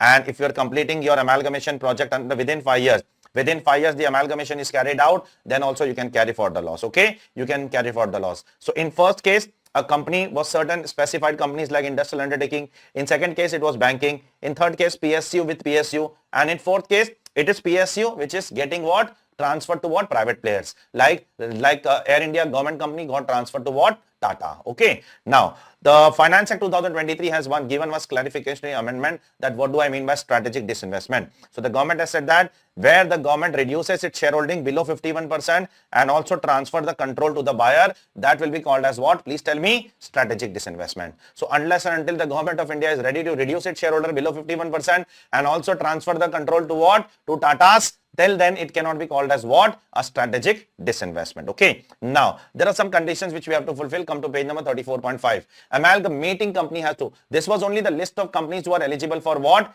Amalgamation. Okay. Now I am talking about the conditions to be satisfied by amalgamating company. What are the conditions that amalgamating company has to satisfy so that it can claim what? It can transfer the loss to amalgamated company. Amalgamating company has to fulfill two conditions. First, amalgamating company has to be at least 3 years old. How many year old? At least the business of the amalgamating company has to be 3 year old. Okay. And amalgamating company should hold at least 75% of the book value of the fixed assets which it was holding 2 years back. Okay. So suppose today is the date of amalgamation, go 2 years back and check how many assets were there with the amalgamating company. Of that, at least 75% of the book value of the asset should be there even today. Okay. If it is there today, then you are fulfilling these conditions, or else you are not fulfilling this condition. The example is given below. You can see that. Okay. Now next page, amalgamated company has to fulfill 3 conditions. Amalgamating has to fulfill 2. Amalgamated has to fulfill 3. Which are the 3 conditions? First, the amalgamated company should continue the business for at least 5 years. It is not that you are buying the business and you are closing down in 1 or 2 years. No. If you are buying it, then you should at least continue for 5 years. Okay. Secondly, if the amalgamated company is an industrial undertaking like manufacturing etc. of goods or services, manufacturing of goods etc. or processing of goods, then they have to fulfill certain more prescribed conditions. What are those prescribed conditions? Listen carefully. For only industrial undertaking, there are some more conditions. This condition number 2, listen carefully, it's not for everybody. It is only for industrial undertakings, not for everybody. So what they are supposed to fulfill? They are supposed to fulfill few more conditions like whatever capacity they have received, production capacity. Say they have received a production capacity in amalgamation of 1 lakh units per year. They have to achieve at least 50% by the end of the 4 years. So by the end of the 4 year, they have to reach at least 50%, and in the 5th year, they have to maintain at least what? That much amount. Okay. So in the first year, suppose out of 1 lakh unit, you have reached to 20%. It's okay. Second year, 30%. Third year, 40%. And then 4th year, you have to reach at least 50% of the total capacity. So if you reach that much, this condition is fulfilled. Otherwise, you are violating the condition. Sir, can I get some relaxation over here? Yes, you can make an application to the government, and the government can relax the period also. The government can relax the level of percentage also, production also. Okay. They can relax it to 40%, 30%, or relaxing the period means they can increase the period from 5 years to 6 years or 7 years also if the situation justifies that. Okay. Next, point number 3, whatever assets the amalgamated company has got in amalgamation. In amalgamation, I have got lot of assets that I have to maintain with me for 5 years. At least 75% of the book value of the fixed assets should be there with me after 5 years also. Okay. So whatever assets I have got, I have to maintain those assets. I have to use those assets in business, and at least 75% of those assets should be there with me after 5 years also. Okay. Now, if I fulfill all these conditions, then the accumulated losses and the unabsorbed depreciation of the accumulated losses and the unabsorbed depreciation of the amalgamating company will be will be amalgamated company's loss, and it will be carried forward for another 8 years. It is not that it will be carried forward for balance number of years. It will be carried forward for how many years? For another 8 years. That is the biggest advantage over here. Sir, what does accumulated loss include, sir? Will it include all kind of losses? Don't be under a wrong impression. It will only include PGBP loss. That too, it will not be non-speculation loss. It is only a loss which is covered in section 72. Not all losses are covered. Only section 72 non-speculation PGBP losses will be covered, which will be carried forward by the amalgamated company for another 8 years, and unabsorbed depreciation can be carried forward for infinity. Okay. Now, what is the deemed income concept over here? If you violate any condition in future, like if you close down the business in 5 years, like if you don't fulfill the conditions of prescribed conditions of industrial undertaking, like if you don't maintain 75% of the assets after 5 years, then whatever set off was made earlier of losses or whatever set off of unabsorbed depreciation was made earlier shall be deemed to be your income of the previous year in which you violate the condition. Okay. It will be deemed to be your income. Now, let me again tell you the conditions which are mentioned in section 72A, which you just read, is only for carry forward and set off. It is not for claiming what? Please tell me. Exemption. For claiming exemption, you need to fulfill the condition which was there on the first page of amalgamation. That only is sufficient to claim the exemption. Yes, if you want to carry forward the losses, you have to fulfill all the conditions mentioned in section 72A also. Okay. Now, what is the treatment in the hands of amalgamated company? Just imagine yourself as an amalgamated company. What has happened with you? You have received lot of assets from the amalgamating company, right? You have received lot of assets. Now, later on when you sell these assets, whether you will be liable for capital gains or not? Yes, the answer is yes. So what will be the cost of acquisition in your hands? The cost will be the cost to the previous company. That is the cost to the amalgamating company. Whatever is the cost to the amalgamating company, that will become your cost, and the period of holding will be clubbed in your hands. Okay. Now I have put over here the entire discussion of PGBP and other relevant provisions which are relevant with what? Which are relevant with amalgamation. I will discuss all of them with all of you. Now, the first one is section 35. If there is an amalgamation of scientific research companies, then if the scientific research asset is transferred, okay, even a scientific research asset can be transferred, that is also not subject to tax. Okay, don't worry. Then unabsorbed capital expenditure of scientific research. Do you remember that is treated as UID? Then that can also be treated as UID over here. You can claim that also, and you can carry for that also. Later on, if the amalgamated company sells the asset which is received in amalgamation, the amalgamated company will be liable for deemed income, whatever was there under the chapter of PGBP. Okay. Similarly, telecom license fees paid 35 ABB or spectrum license fees paid 35 ABA, where a license is transferred by amalgamating company to amalgamated company, that is also not a taxable transfer. That is also exempt under income tax law. Deduction will be allowed to the amalgamated company. Don't worry, because we all know that in case of telecom license, the deduction is allowed over the life of the license. Suppose if the life is not expired, then the balance number of years can be allowed to whom? To the amalgamated company. Later on, if the amalgamated company sells the license, they have to bear what? The loss and whatever it is. Okay. Treatment of preliminary expenses. Yes, it will be given to the amalgamated company, whatever is the balance number of years. Okay. Treatment of amalgamation expenses also allowed in 5 years. that will be given to the amalgamated company. Treatment of capital expenditure of family planning. Capital expenditure of family planning is also allowed in 5 years. It will be given to the amalgamated company. Amortization of VRS expense is also allowed in 5 years. That is also given to the balance number of years will be given to the amalgamated company. Taxation of mines 10 years. Balance number of years will be given to the amalgamated company. Bad debts, if the goods were sold by the amalgamating company, but it is what become bad in the hands of amalgamated company, then I've already told in PGBP as per TV, the Bhadra Rao, K. Koteshwara Rao, it will be allowed to the amalgamated company. Recovery of expense will be taxable under section 41. If the expense was claimed by amalgamating company and it is recovered by amalgamated company, it is taxable in the hands of amalgamated company. But do you remember, I've told you in PGBP revision also, if the bad debts is claimed by amalgamating company and if it is recovered by the amalgamated company, then that is not taxable as per the Supreme Court judgment of P.K. Kamal. Last but not least, amalgamation of will have great impact on depreciation also, which we have done in PGBP also, that in case of amalgamation, compute depreciation as if no amalgamation has taken place and then apportion between both of them on the basis of number of days the assets are used by them. Remember or not? And last but not least, that in case of amalgamation, whatever depreciable assets are coming to us, that for that the WDV in the hands of the previous owner will become what? The actual cost in the hands of the successor, that is amalgamated company. Now, there is a special point which I am mentioning over here for point number 5, 6, 7, 8, 9, 10. What is point number 5, 6, 7, 8, 9, 10? If you have a deep understanding of these points, point number 5, 6, 7, 8, 9, 10 are nothing but all amortizations. Okay, from 5 to 10, all of them are amortization. So the question is, in the year of amalgamation, who will claim the deduction? See, before amalgamation, previous year till last year, amalgamating company will claim. In future, amalgamated company will claim. But who will claim in the year of amalgamation? Are you clear? So the law says that all these expenses in the year of amalgamation will be entirely claimed by the amalgamated company. It will not be bifurcated between both of them on any ratio. Is it clear to all of you? Please tell me. So let's go ahead with the next point, and that is section 43C, which is a very small section with respect to amalgamation only. What is happening in this section? For example, you are an amalgamating company and I am an amalgamated company, and you are giving me some assets in the amalgamation. You are amalgamating, I am amalgamated company, you are giving me some assets under amalgamation, and later on I am selling that asset as an SIT. How I am selling? I am not selling those assets as a capital asset, but rather I am selling those assets as what? As a stock in trade. Then what will be my actual cost of that particular SIT? It is nothing but it is the cost of acquisition to the amalgamating company plus cost of improvement to the amalgamating company. Whatever cost amalgamating company has incurred, that will become my cost of acquisition. Is it clear? I hope it is clear. Similarly, this point is also applicable for partition of HUF. If an HUF is partitioned and the partitioned HUF is giving some assets to the members, then also this provision is applicable. This point is also applicable for gift, will, irrevocable trust, later on sold as what? SIT. Okay.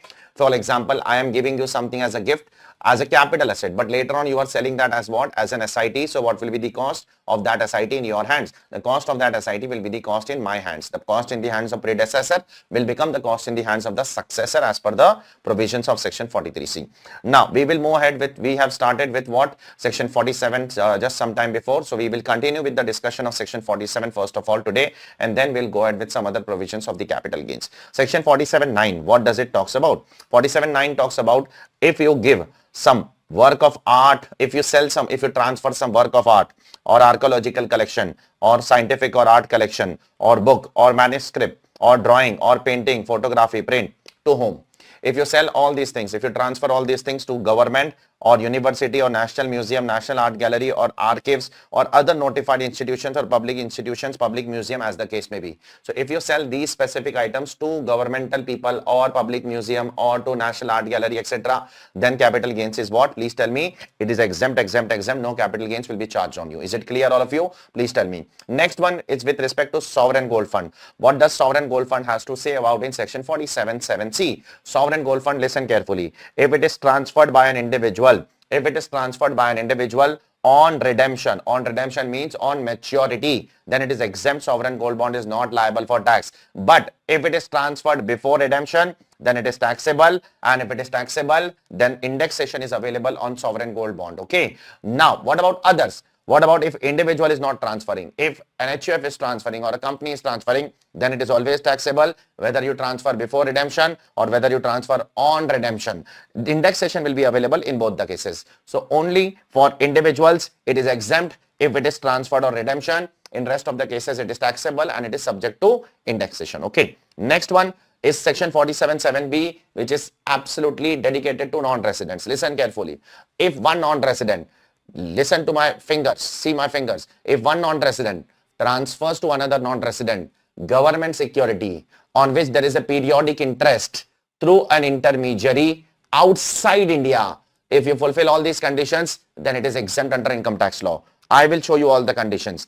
There is a government security which is transferred by NR to another NR on which there is a periodic interest. There is an intermediary and it is transferred where? It is transferred outside India, then it is exempt, exempt and exempt. Okay. Next one, next exemption in section 47, that is 47(10). If you convert your bonds or debentures or debenture stock or deposit certificate, these four items are getting converted into what? These four items are getting converted into shares or debentures of that company, then it is exempt. So if you convert these four items into shares and debentures of that company, it is exempt. So what will happen later on when they will sell those converted assets, converted shares? The cost of acquisition of the converted shares will be the cost of acquisition of the old bonds, old debentures, old debenture stock and old deposit certificate. Is it clear? And the period of holding will also be what? Will also be clubbed over here to determine whether the asset is what? Is long term or short term. The same is the case under section 47(10)(b). When you convert a preference shares into an equity shares, this is exempt under income tax law. No capital gains under section 47(10)(b).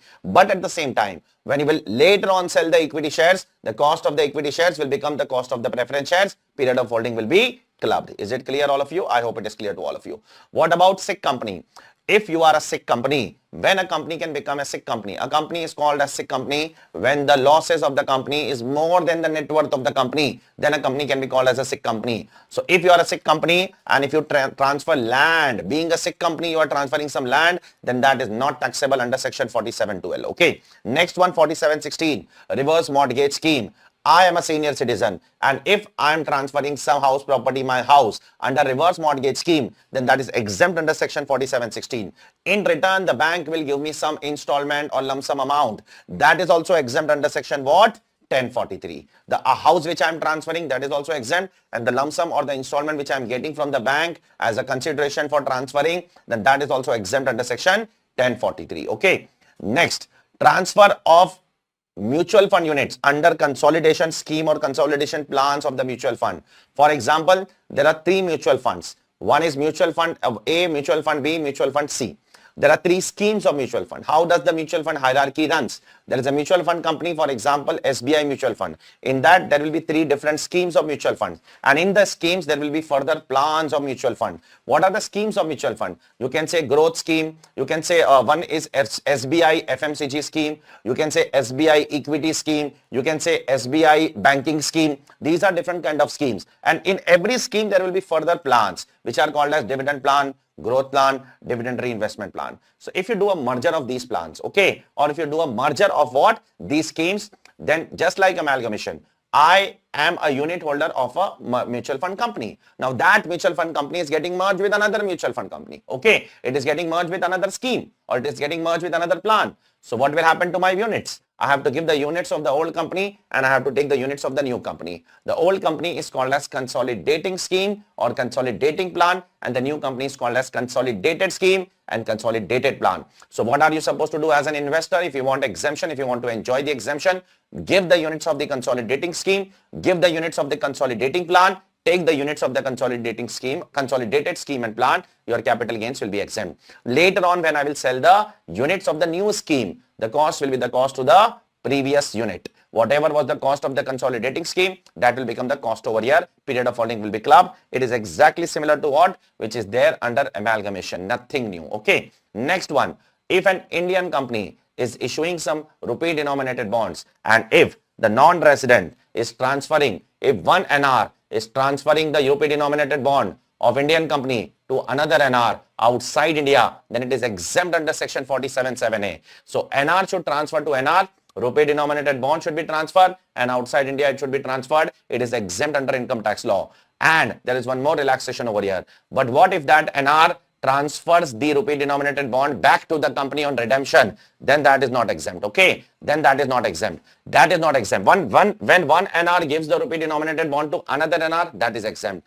But one NR gives that rupee denominated bond back to the company on redemption and takes the money back from the company, that is not exempt. There only if there is some currency gain because of appreciation of rupee, if there is some currency exchange, then that gain only will be what? Will be exempt under the income tax law. For example, today on the date of issue of bond, $1 is equal to 100 rupees. Okay. Now, after 10 years on redemption, if $1 is equal to 50 rupees, there is an appreciation of rupee. Now, because of the appreciation of rupee on redemption, there might be what? There might be some kind of currency gain which will happen in this transaction. So, that currency gain is what? Exempted by the government of India. Is it clear, all of you? I hope it is clear to all of you. Next one, 47(7)(ab), some hardcore provisions with respect to non-residents. Okay. First of all, section 47(7)(ab). What does it talk about? Pay attention, please. There is an NR. There is an NR who is transferring some capital assets. Who is transferring some capital assets through a recognized stock exchange in IFSC. NR is transferring some capital assets through a recognized stock exchange in IFSC, and the consideration is payable in foreign currency. Then it is exempt. Which are those lucky capital assets? Which are those fortunate capital assets? The list is as follows. It is bond, it is global depository receipts referred to in 115AC, it is rupee denominated bond of Indian company, it is derivative and such other security as the government may notify. Has the government notified any of them? Yes, they have notified 4 securities as you can see below. Foreign currency denominated bond, unit of mutual fund, business trust or alternative investment fund, foreign currency denominated bond, denominated equity shares of a company or bullion depository receipts with underlying bullion. So if these assets are transferred by whom? By an NR. Where it is transferred? Through a recognized stock exchange. Where is the recognized stock exchange? In an IFSC. How is the consideration payable? In foreign currency. Then it is exempt under the income tax law. Is it clear, all of you? Please tell me. I hope it is clear to all of you. Then next, coming to section 10(4)(d). 10(4)(d) is an exemption which is given under section 10. Now what is the exemption over here? Here the exemption is given to certain specified fund. Sir, what do I mean by the term specified fund? I will come to that in a while. Before that, I would like to tell you which incomes are exempt of a specified fund. I will come to the definition of specified fund also in a while. Before that, I'll tell you which incomes are exempt. First of all those capital assets which are mentioned in 47(7)(ab), that is all these assets are exempt for specified funds also. Are you clear? For specified funds also it is exempt. Same condition. If it is transferred through a recognized stock exchange which is located in IFSC and the consideration is payable in what? In foreign currency. Second, if there is a transfer of security, of which company? Other than resident company security, not of resident company, then that is also taxable over here. Third one, the first 2 incomes are with respect to transfer.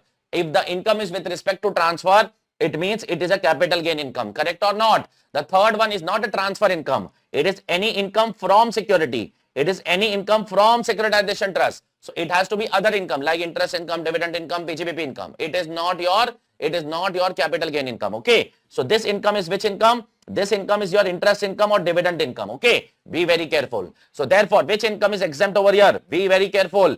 Any income, this income is either interest or dividend. This is not capital gains income. Any income from securities issued by NR. If an NR is issuing some security, what kind of NR? Not being a PE of a non-resident in India. That NR should not have what? A permanent establishment in India. It means the security is issued by an NR which is located outside India. It is not located in India. Okay. And the last income over here which is taxable over, which is exempt over here is income which is coming from securitization trust. You are investing some money in securitization trust and securitization trust is distributing you some income that is chargeable under the head PGBP. These are the 4 incomes which are exempt for specified fund. Still, I have not told you who are specified fund. I will tell you who are specified fund in a while. Okay. Now, what do I mean by the term specified fund? I will come to that in a while. Now, let me talk about that first. There are 2 types of specified fund over here. One is mentioned in point number A. Another is mentioned in point number B over here. I'll show you.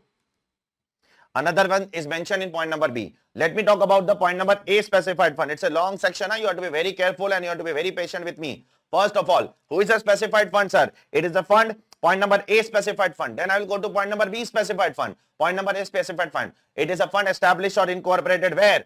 In India. It is incorporated in India. In what form? In the form of a trust company, LLP or body corporate. Now, which has a category 3 AIF certificate. Which certificate? Category 3 AIF certificate. And that that investment fund has to be located where? Inside the IFSC. And all the units of that fund has to be held by whom? By the non-resident, except other than the sponsor and the manager. And the sponsor and the manager can be residents. Those are allowed to be resident. Apart from the sponsor and the manager of the fund, everybody has to be what? Everybody has to be non-resident, non-resident, non-resident. Now, be very careful. It is a fund established in India in the form of trust, company, LLP, body corporate. It has a certificate of category 3 AIF. It is located in IFSC. All the unit holders are outsiders, non-resident. Only the sponsor and the manager are residents in India. Okay. Now, for the third condition, there are some relaxations which are given by the government of India. What is the third condition? All the units are held by whom? Non-resident, non-resident and non-resident. Now, there are some relaxations given in condition number 3.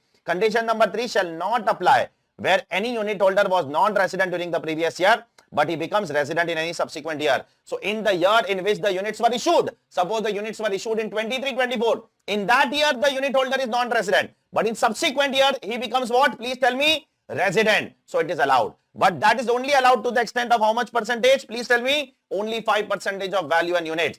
Only 5% of value and units. And those shareholders who are what? Becoming what? Resident in subsequent years. Who are becoming resident in subsequent year, they should exit the fund within 3 months from the end of the previous year in which become resident. They should become resident and then sell off the shares and exit the market. Are you clear? I hope it is clear to all of you. This is the first specified fund. Let me talk about the second specified fund. In between, whatever is the data I'm trying to explain you, don't worry. What is second specified fund? Second specified fund is investment division of an offshore banking unit. Sir, what is investment division of an offshore banking unit?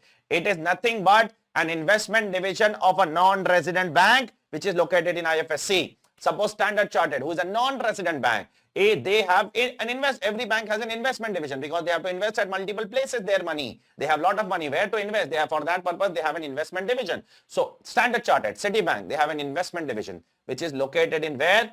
In IFSC. That can be called as what? Investment division of what?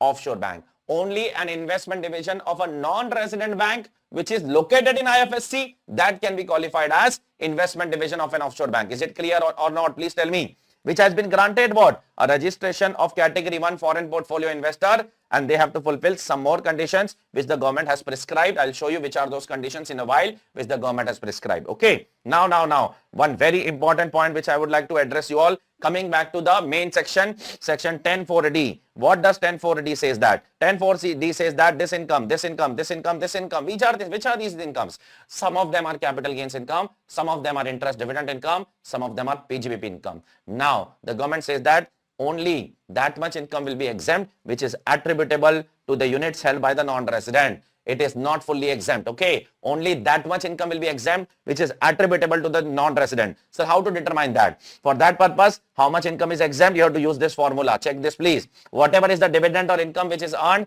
multiplied by asset under management held by the non-resident divided by asset under management held by all the unit holders. This will give you what? That proportion of dividend income which is held by which unit holders? Please tell me. Non-resident. Only that much will be exempt. Only that much capital gains will be exempt. Only that much dividend income will be exempt. Are you clear? Please tell me. The rest of the income will be taxable. Similarly, if I come to the second specified fund, here also there was some condition that may be prescribed by the department. Can you see this? Which will be prescribed, which was written over here. So has the government prescribed some conditions? Yes, they have prescribed some conditions over here which we have to see over here. Which are those conditions? That you have to maintain separate account for the investment division. Apart from the separate accounts, the accounts must be audited by the chartered accountant. Okay. Separate account has to be made for that investment division of offshore banking unit. Separate account should be audited by a chartered accountant. They have to maintain proper documentations of what? Inward remittance, outward remittance, how much money is coming to India, how much money is going out of India, okay? How much money is used for the purpose of investment. They have to maintain all the bank statements. They have to maintain all the contract notes. They have to maintain what? All the statement of security issued by the custodian. These are certain formalities which they have to follow if they want to claim what? Exemption under the income tax law. Okay. Now moving ahead toward the next provision, which is also very recently inserted provision. In last 1 or 2 years, government has introduced this particular provision also. So what is this provision all about? Let me talk about this provision in a great detail. There is one fund, original fund. There is one fund, resulting fund. Let me give you a brief idea about both of them. An original fund is outside India. The resulting fund is in India. Listen carefully, see here. Original fund is outside India. Resulting fund is in India. they want to close that original fund and they want to shift all the assets. They want to shift all the unit holders where? Please tell me. In the India. That is in the Indian entity. That is in the country of India. So they want to close down. The government is encouraging you to close down the foreign funds and they are encouraging you to shift those foreign funds into what? India. They want the unit holders also to come to what? To invest in India. Okay. So this is called as relocation of capital asset by whom? By original fund to resulting fund. Now there are two tax implications which can come over here. Both of them are exempt under the income tax law. The government has said that whatever capital assets which are transferred by original fund to resulting fund is exempt under income tax law. Okay. Similarly, the unit holders or the shareholders of the original fund will transfer back the shares, will transfer back the units and will take the units in what? Please tell me. Will take the units in the resulting fund, just like amalgamation.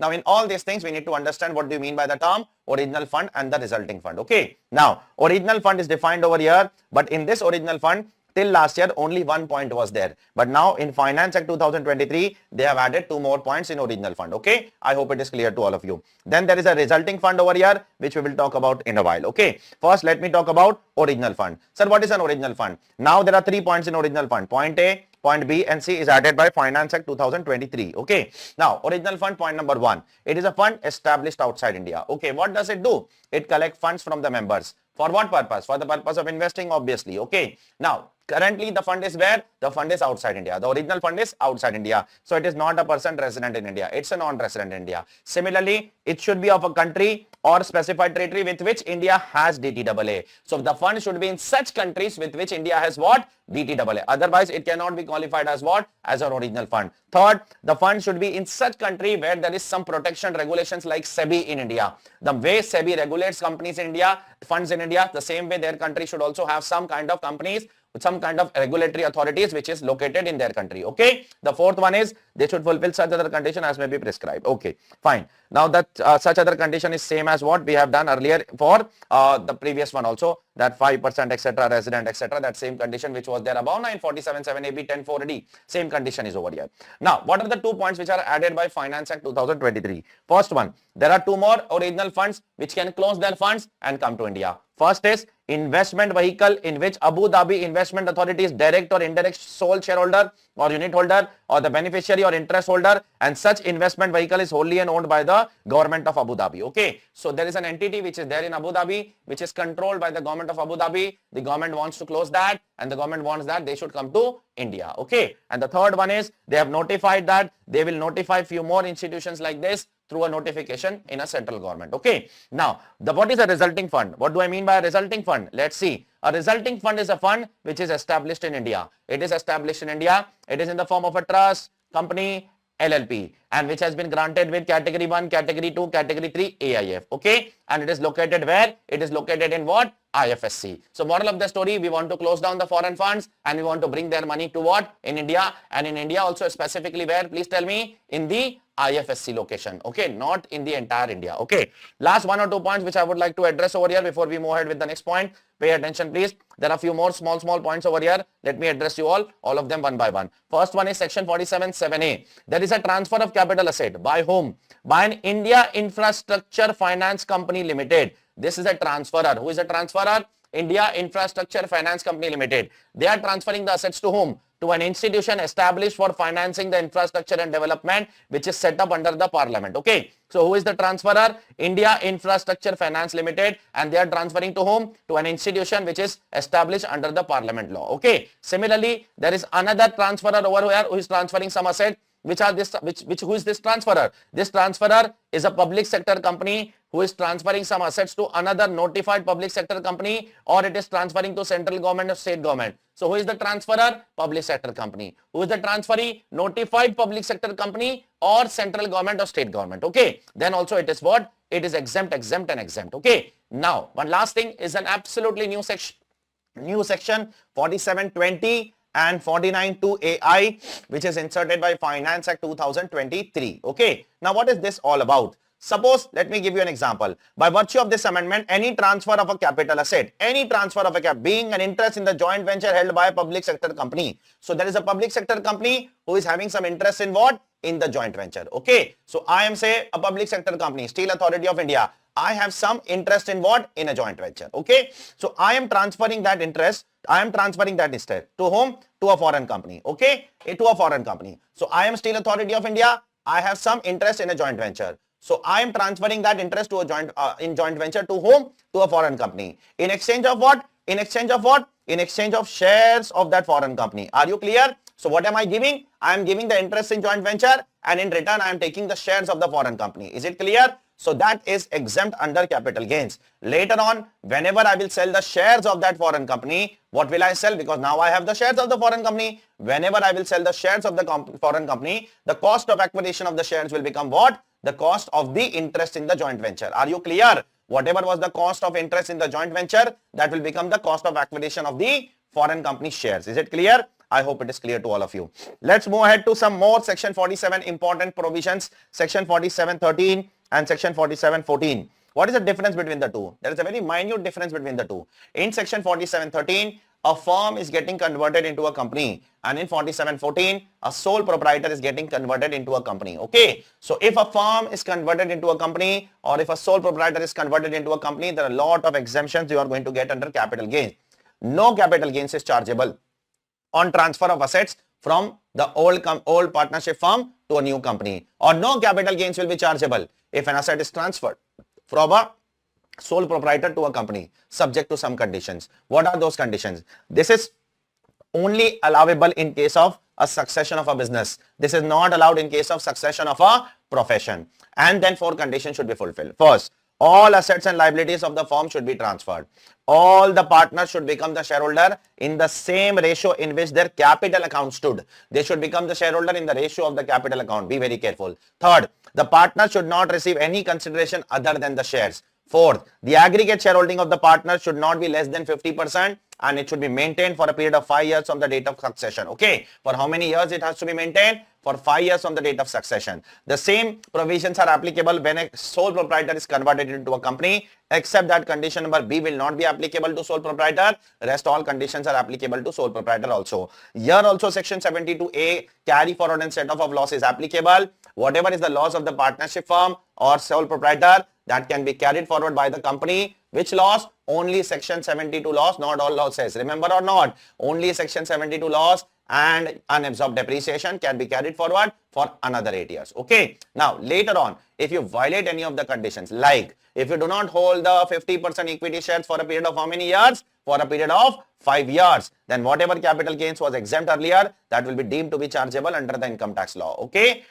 Then I have told you some of the points which is mentioned below. First is, this section is not applicable for profession. If there is a succession of a profession, it will be taxable. That is not exempt. Secondly, if the partners have negative capital, then how will the ratio be decided? Because one of the condition is that all the partners will become shareholder in the ratio in which their capital account stood, right? So what if the partner's capital is negative? If the partner's capital is negative, tell the partners to bring the capital and make it positive. Okay. I hope it is clear to all of you. What if the business profits are transferred? What if the stock in trade is transferred? Is that also exempt? No. Stock in trade is not exempt. Stock in trade, if it is transferred by a predecessor to a successor, then that is taxable under the income tax law. Okay. I hope it is clear to all of you. Similarly, there is one more conversion over here, which is covered in section 47(13)(b). Sir, what is this conversion? This is the conversion of an unlisted company or a private company into an LLP. So if an unlisted company or a private company is converted into LLP, there are 2 kinds of exemption. First of all the assets which are transferred from here to there are exempt. Second, the shareholders will transfer the shares, correct? Shareholders will transfer the shares of the unlisted company or private company, and in return they will take what? They will take the share in the LLP. That is also exempt under the income tax law. Now, how many conditions to be fulfilled if you want to claim these exemptions? There are 7 conditions that you have to fulfill, out of which 4 are same only the previous one. That is first one. All the assets and liabilities are to be transferred, which was same as the previous one. All the shareholders should become what? Should become the partner in the LLP, and their capital contribution and the PSR should be in the ratio of shareholding. Okay. Third one, the partners should not receive any consideration other than the share of profit. Okay. And the fourth one, the aggregate profit sharing of all the partners should be at least 50%, should not be less than 50%, and it should be maintained for a period of 5 years. The first four conditions are similar only to the previous provision. The fifth, sixth, and seventh condition is a new condition. Fifth condition, the turnover or the sale of the company in the last 3 years should not exceed 60 lakh rupees. In any of the 3 years, it should not be 60 lakhs. If in any of the 3 years it is more than 60 lakhs, this condition is violated. Okay. The total book value of the assets of the company in any of the 3 years does not exceed 5 crores. It should not exceed 5 crore even for a moment. Okay. And the third one, the partners are not paid anything from the balance of the company's P&L. The company is getting converted into what? Into an LLP. The company has profit and loss account. It might have some money inside that. The partner should not be paid anything out of that for a period of how many years? Please tell me. For a period of 3 years, 3 years, 3 years. Later on, whenever the LLP will sell the assets, the cost in the hands of the LLP will be cost to the previous owner. Period of holding will be clubbed. If later on any conditions are violated, whatever capital gains was exempt earlier will be subject to what? Please tell me. Will be subject to taxable. Okay. Then, sir, if a company is getting converted into an LLP, what about the MAT credit of the company? Can the MAT credit will also be carried forward? No, the MAT credit of the company will be lapsed. That cannot be given to what? The LLP. The MAT credit will be lapsed under the income tax law. Section 72A is applicable here also. It means if there are unabsorbed depreciation or if there is business loss, that can be carried forward by the LLP for another 8 years. Is it clear, all of you? Please tell me. Next one is also another conversion, where an AOP BOI, which was a stock exchange earlier, an AOP BOI, which was a stock exchange earlier, got converted into a company. Generally, every stock exchange initially forms an AOP BOI, and then later on it gets converts into what? A companies. Okay. So if I want to become a part of that stock exchange initially, say for example, in 1970s, we opened one stock exchange, Bombay Stock Exchange,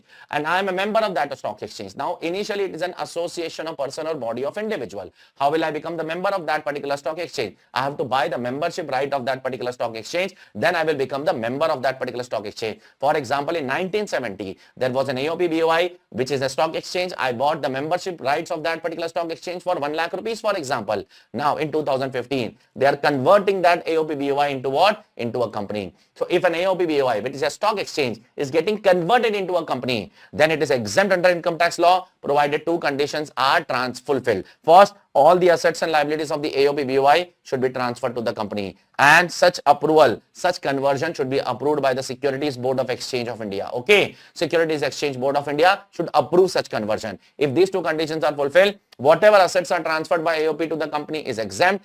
And what about the member? The member will return the membership right. What will the member do? Member will return the membership right, and in return he will get two things. First, he will get the shares of equity shares in the new company. Second, he will get trading and clearing rights. Okay, so he will get two things. So if he returns back the membership right, and in return he takes what? Shares and trading and clearing rights, then that is also exempt under the income tax law. So later on, when he will sell the shares, what will be the cost? The cost of the equity shares will become the cost of the original membership. Whatever was the cost of the original membership, that is 1 lakh rupees, that will become the cost of the shares, and the option to take FMBS on 1/4/2001 is not available over here, even if you have acquired before 2001. Second, then what will be the cost of trading and clearing rights? The cost of the trading and clearing rights will become what? Will become nil, because you have already taken the cost of acquisition as deduction over here. Okay, so period of holding that you can club, etc., etc. That is something which is very simple. Last but not least, if there are some depreciable assets which were there with AOP and now that is transferred to whom? That is transferred to the new company. The WDV in the hands of the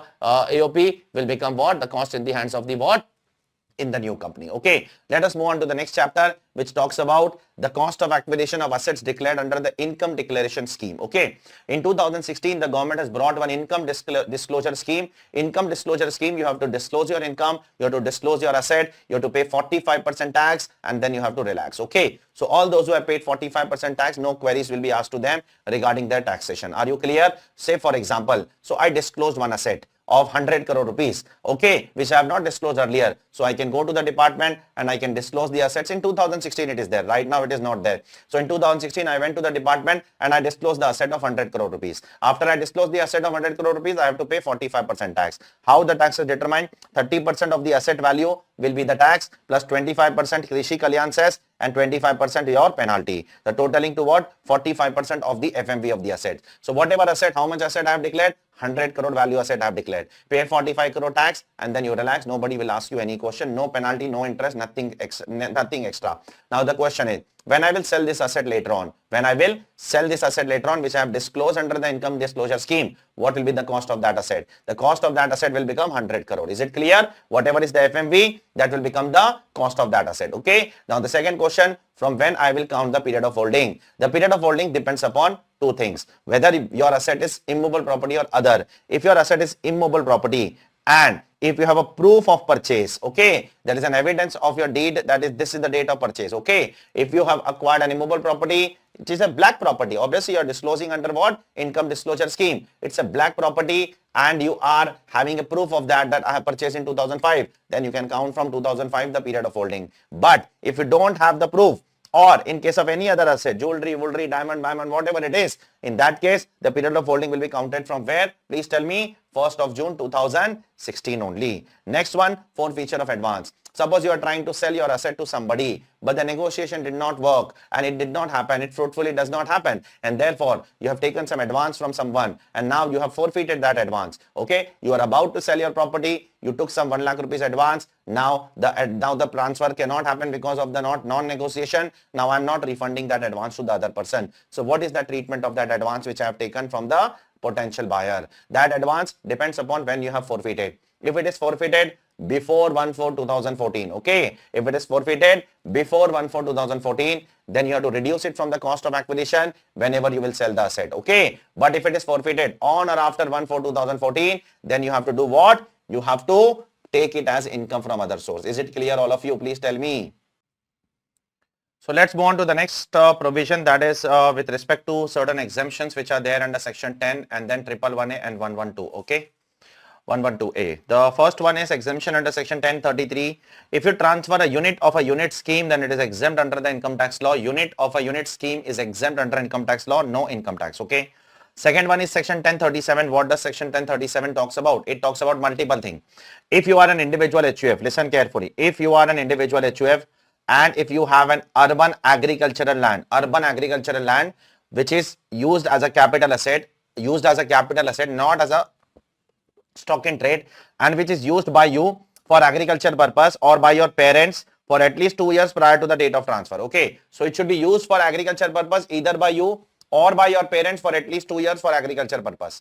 And if such kind of asset is compulsorily acquired under the law, it is compulsorily acquired, then your original compensation, enhanced compensation, everything will be exempt, okay. What about sir, what if it is not compulsorily acquired but it is sold by me? If it is sold by you, then it is not covered under section 1037, okay. Then it will be covered, it may be exempt under section 54B later on if you reinvest into a new land within 2 years, okay. That we'll see in the chapter of capital gain exemption, okay. So if you want exemption over here, there has to be a compulsory acquisition of your urban agricultural land which was used by you or your parents for at least 2 years, okay. I hope it is clear to all of you. Next one is a specific exemption 1037A which has been made for formation of the new capital city for Andhra Pradesh, that is Amaravati. What is happening in Amaravati? What the government has planned for Amaravati? To 2nd June 2014 was the formation of what? Andhra Pradesh and Telangana, okay. That is the day on which the two states separated. Now, the government wants to make separate capital city for what? For the purpose of Andhra Pradesh, which was named as what? Proposed name was Amaravati. Now, in that case, the government want huge land for the purpose of building a smart city or a new capital city. So, the government is taking what? Land from people, and in return, the government is giving them what? Land pooling ownership certificate. Remember, the government is taking their land and in return, the government is giving them what? Land pooling ownership certificate. So, whenever you transfer a land or building under the land pooling scheme, that is exempt under income tax law, okay. Now, after this transaction, what do you have? You have land pooling ownership certificate, correct? Now, what is the use of that? You can transfer that land pooling ownership certificate also. If you transfer this land pooling ownership certificate, then that is also what? Please tell me, exempt under the income tax law. Is it clear? Third one, what will be the use of that if I don't transfer the LPOC? If you don't transfer the LPOC, you will get a reconstituted plot of land in the new city, okay. Now, whenever you will get the reconstituted plot of land in the new city, if you transfer that reconstituted plot within 2 years from the end of the financial year in which the possession was handed over to you. If you transfer that within 2 years, then that is also exempt under the income tax law. This new land is also exempt if you transfer within 2 years. It means this new land will be taxable if you transfer what? If you transfer, please tell me, after 2 years. So if you transfer after 2 years, this new land will be taxable, and the question will arise, what will be the cost of acquisition of this new land? The cost of acquisition of this new land will be whenever this 2 years expires now. Whenever this 2 years expires, see here please, at that time what was the stamp duty value? That stamp duty value will become what? Your cost of acquisition over here. Okay. For example, the government has given you possession in 2022 March. Okay. So when will your 2 years expire? 2 years will expire on 31st March 2024. So if you transfer before 31st March 2024, then it is exempt. But if you transfer after 31st March 2024, then it is taxable. Then the question is, what is the cost? The cost will be the stamp duty value on 31st March 2024. Is it clear? I hope it is clear to all of you. Now let's come to something very, very, very important. And what is that important provision? And that is 112A. We will talk about 112A first, and then we'll talk about 111A also. In 112A, which talks about long-term capital gains in respect of certain assets. Which are those assets? There are 4 assets over here. First is long-term equity shares. Second is long-term equity oriented mutual fund. Third is units of ULIP. ULIP units which are covered under 1010D, which I have already revised with you earlier. Okay. And the fourth one is units of business trust. Okay. So there are 4 kind of assets over here which are covered over here. One equity shares and others are equity oriented fund, units of ULIP and units of business trust. So if you want to come over here, you need to pay STT. When should I pay STT? In case of equity shares, the STT should be paid both on purchase and sale. Okay. In case of equity shares, the STT should be paid both on purchase as well as sale. But there are some exceptions for purchase. That is, if you have purchased the shares on or if you have purchased the shares before 1/10/2004. So if you have purchased the shares before October 2004, there is no need to pay STT on what? Please tell me. STT on what? On purchase. Plus there are some transactions like IPO, if the shares are purchased in IPO, if the shares are purchased in bonus issue, if the shares are purchased by non-resident through FDI or section 47 certain cases. In that case also, if you don't pay STT on purchase, it's okay. So by default, in case of equity shares, you have to pay STT on purchase, but there are 2 exceptions in which you don't pay. It's okay. Okay. On transfer, you have to pay STT. Okay. What about other assets? In case of equity oriented fund, units of ULIP, units of business trust, in these cases, you have to pay STT only on transfer. There is no need to pay STT on purchase. Okay. Now, one more thing. If your stock exchange is located in IFSC, then there is no need to pay STT at all, because in IFSC, if a stock exchange is located, STT is not applicable only. That is fully exempt. Even without paying STT, you can claim what? The benefit of 112A. Okay. If all these conditions are fulfilled, what is an advantage? The advantage is you will be chargeable at only 10% tax plus surcharge and cess if applicable, and that too in excess of 1 lakh rupees. 1 lakh rupees flat exemption to every kind of assessee. Individual, HUF, firm, AOP, BOI, company, LLP, resident, non-resident, foreign company. Everybody will get 1 lakh exemption, and on above 1 lakh, every year 1 lakh. Per year 1 lakh rupees exemption you will get, and above 1 lakh, you are going to pay tax at the rate of 10%. Okay. Sir, apart from that, will I also get the benefit of exemption, basic exemption limit of 2.5 lakh and 3 lakhs also? Yes. Resident individuals and HUF will also get the benefit of basic exemption limit along with this 1 lakh rupees. So resident individual HUFs will get the basic exemption limit also and 1 lakh also. Okay. That too, that is also available for 111A also and 112 also. In all the 3 sections, whether it is 111A, whether it is 112 or whether it is 112A, in all the 3 sections, resident individuals and HUF will get the basic exemption limit also from the special incomes. Okay. These are special incomes, but you can take the basic exemption limit also from these special incomes. Now, coming to the grandfathering clause. What if you have acquired the shares before February 2018? Before February 2018, if you have acquired the shares, then how will you determine the cost of that shares? For determining the cost of that shares, the government has given the following step. First step, you have to find out the actual cost. And then in step 2, you have to find out the lower of the 2 items. Which is 2 items? That is FMV of the shares on 31st Jan, compare with the full value of consideration. That is the price at which you have sold the shares, whichever is less. This will become your step number 2. Then compare that with step number 1. then whichever is higher will become your cost of acquisition. Is it clear? Now, how to determine the FMV as on 31st Jan? How to determine? For that, the government has given mechanism. That is, if your shares are quoted or if your units are quoted, then you have to take the highest price on 31st Jan. Whatever was the highest price of that share on 31st Jan, that will become the FMV on 31st Jan. Sir, what if the share was not traded on 31st Jan? Then take 30th Jan. Not traded on 30th Jan, then take 29th Jan, 20th Jan, 27th Jan, 20. Some or the other day it would have been traded now. Take the value of that date. Okay. What if the units are not listed? Units are unlisted. If the units are not listed, then take the net asset value of the unit on 31st Jan. Okay. What if the shares are not listed on 31st Jan? If the shares are not listed on 31st Jan, then you have to follow this formula which is given on the board. That is, you take the cost of acquisition of the share multiplied by the cost inflation index of 2017-18, which is 272, divided by the cost inflation index of the year in which you have purchased the shares, or if you have purchased before 2001, then you have to take 100 in the denominator. Okay. So in case of unlisted shares, you have to index that to find out what the FMV is on 31st Jan 2018. Okay. Now some bad news and some good news. Many bad news and one good news. First bad news under 112A, no indexation benefit for 112A shares. It is not allowed. Indexation is not allowed for 112A shares. Second bad news, first proviso to section 48 is not applicable for 112A. So in case of 112A shares, you are not going to do that TTBR and TTSR and all those things, okay, which you have done in first proviso to section 48. Third bad news,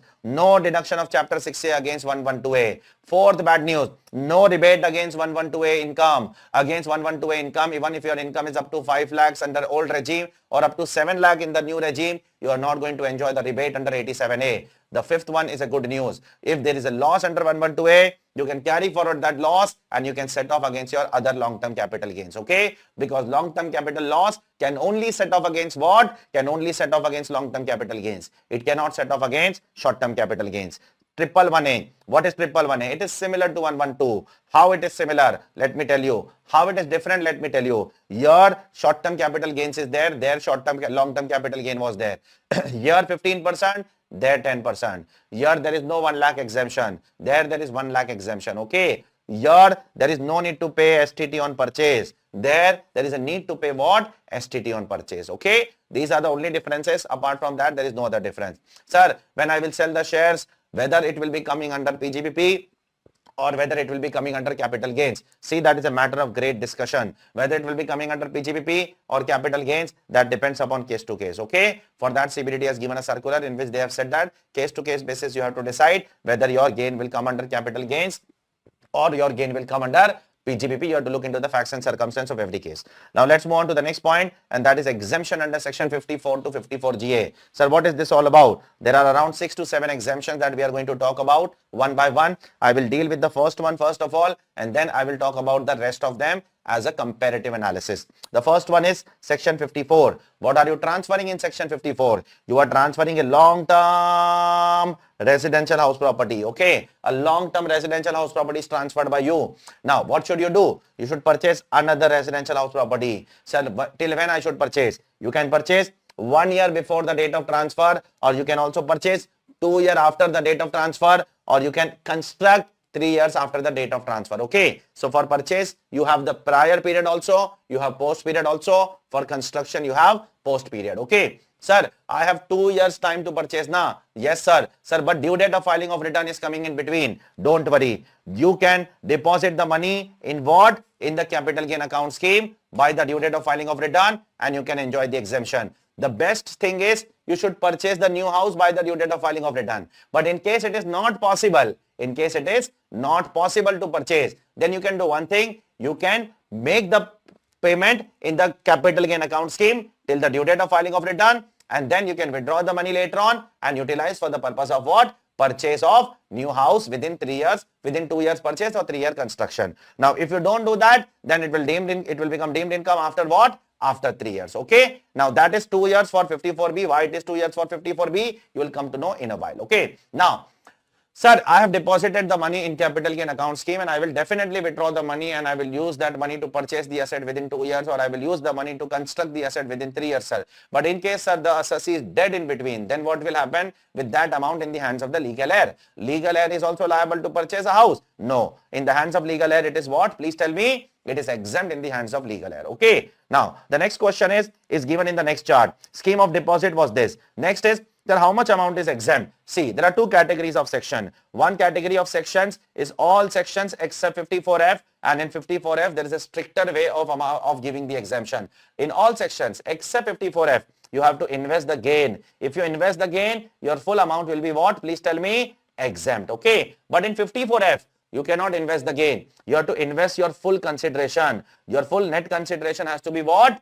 Invested. Then only it will be fully exempt. If you do not invest your full consideration and if you partly utilize your full consideration, suppose your net consideration is 1 crore and you have invested only 80 lakhs, then the exemption will be capital gains into cost of new asset upon net consideration. Only partial exemption will be allowed to you. Are you clear or not? In case of all sections, you invest only gain. But in case of 54F, you have to invest the entire net consideration. Are you clear? The provision is stricter over here.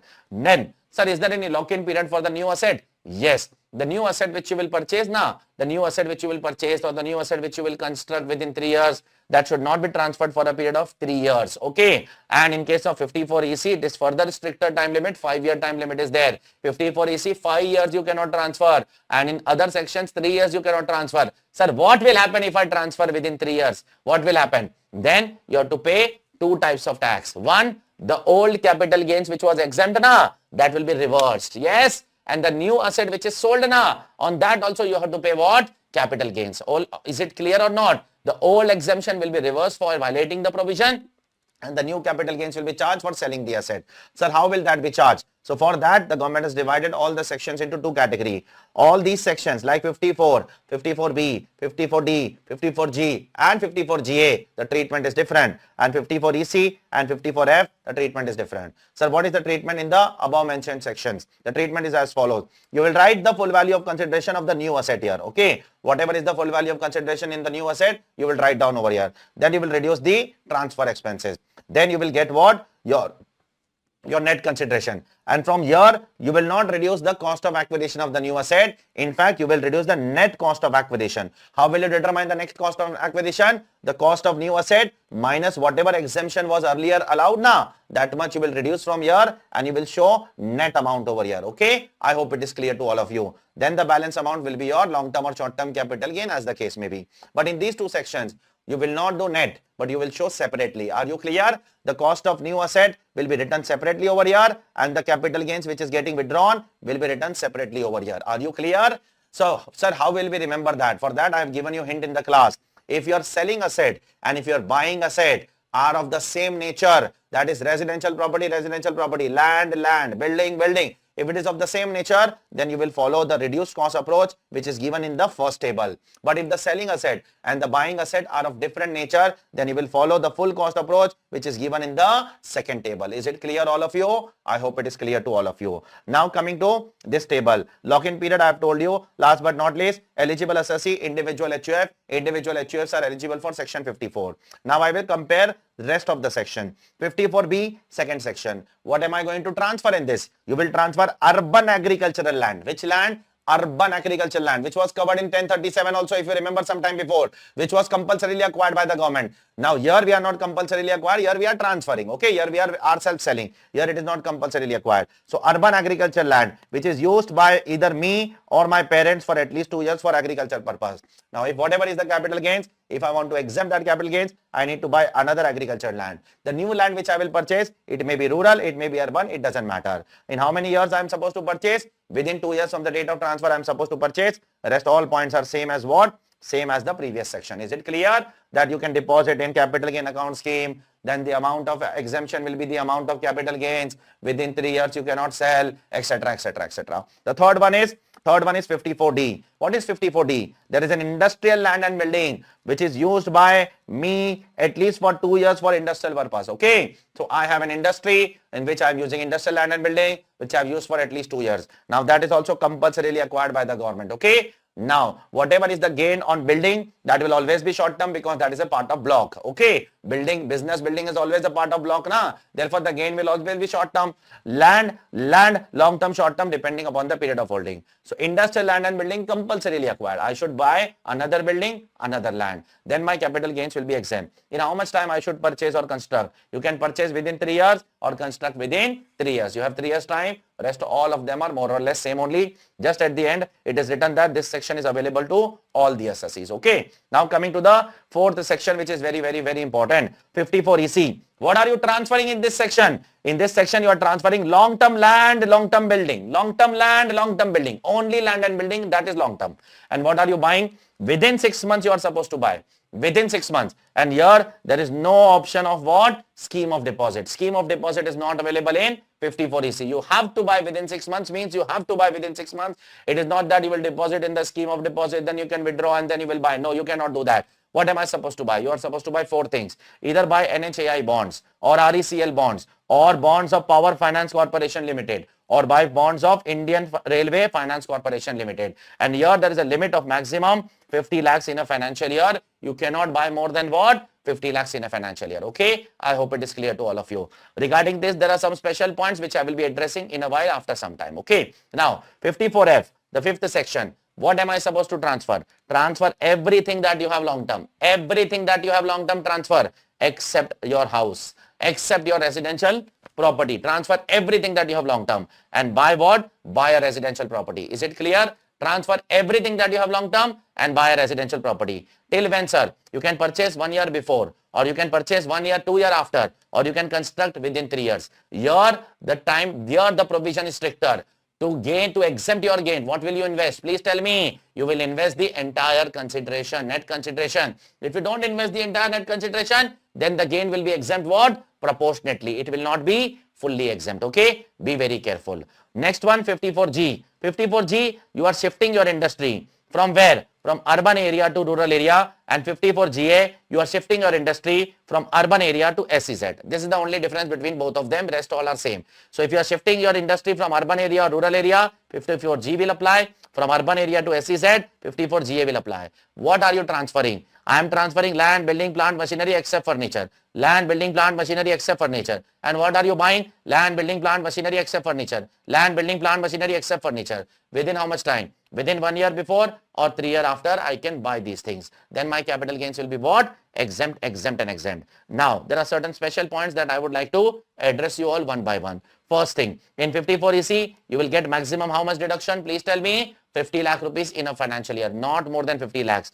And in section 54 and in 54F, there are some now special points. In section 54 and in 54F, there is a condition that when you buy a house, you can only buy one house. Do you remember that or not? You can only buy one house. You cannot buy more than one house. But what if, in both the section, in 54 also, 54F also, but what if I buy two adjacent house and I break the wall? Will that be considered as one single house? The answer is yes. That can be considered as one single house. Okay. So if there are two adjacent house, I am breaking a wall, that can be considered as one single house under the income tax law. Okay. This is what it is written over here. Now, in 54, you get once in a lifetime option. In 54, not in 54F. In 54, not in 54F. In 54, what is the once in a lifetime option? That if your capital gain does not exceed 2 crore rupees. If your capital gain does not exceed 2 crore, you have once in a life option that you can take exemption of what? Please tell me. 2 residential houses in India also. But this is also once in a lifetime option.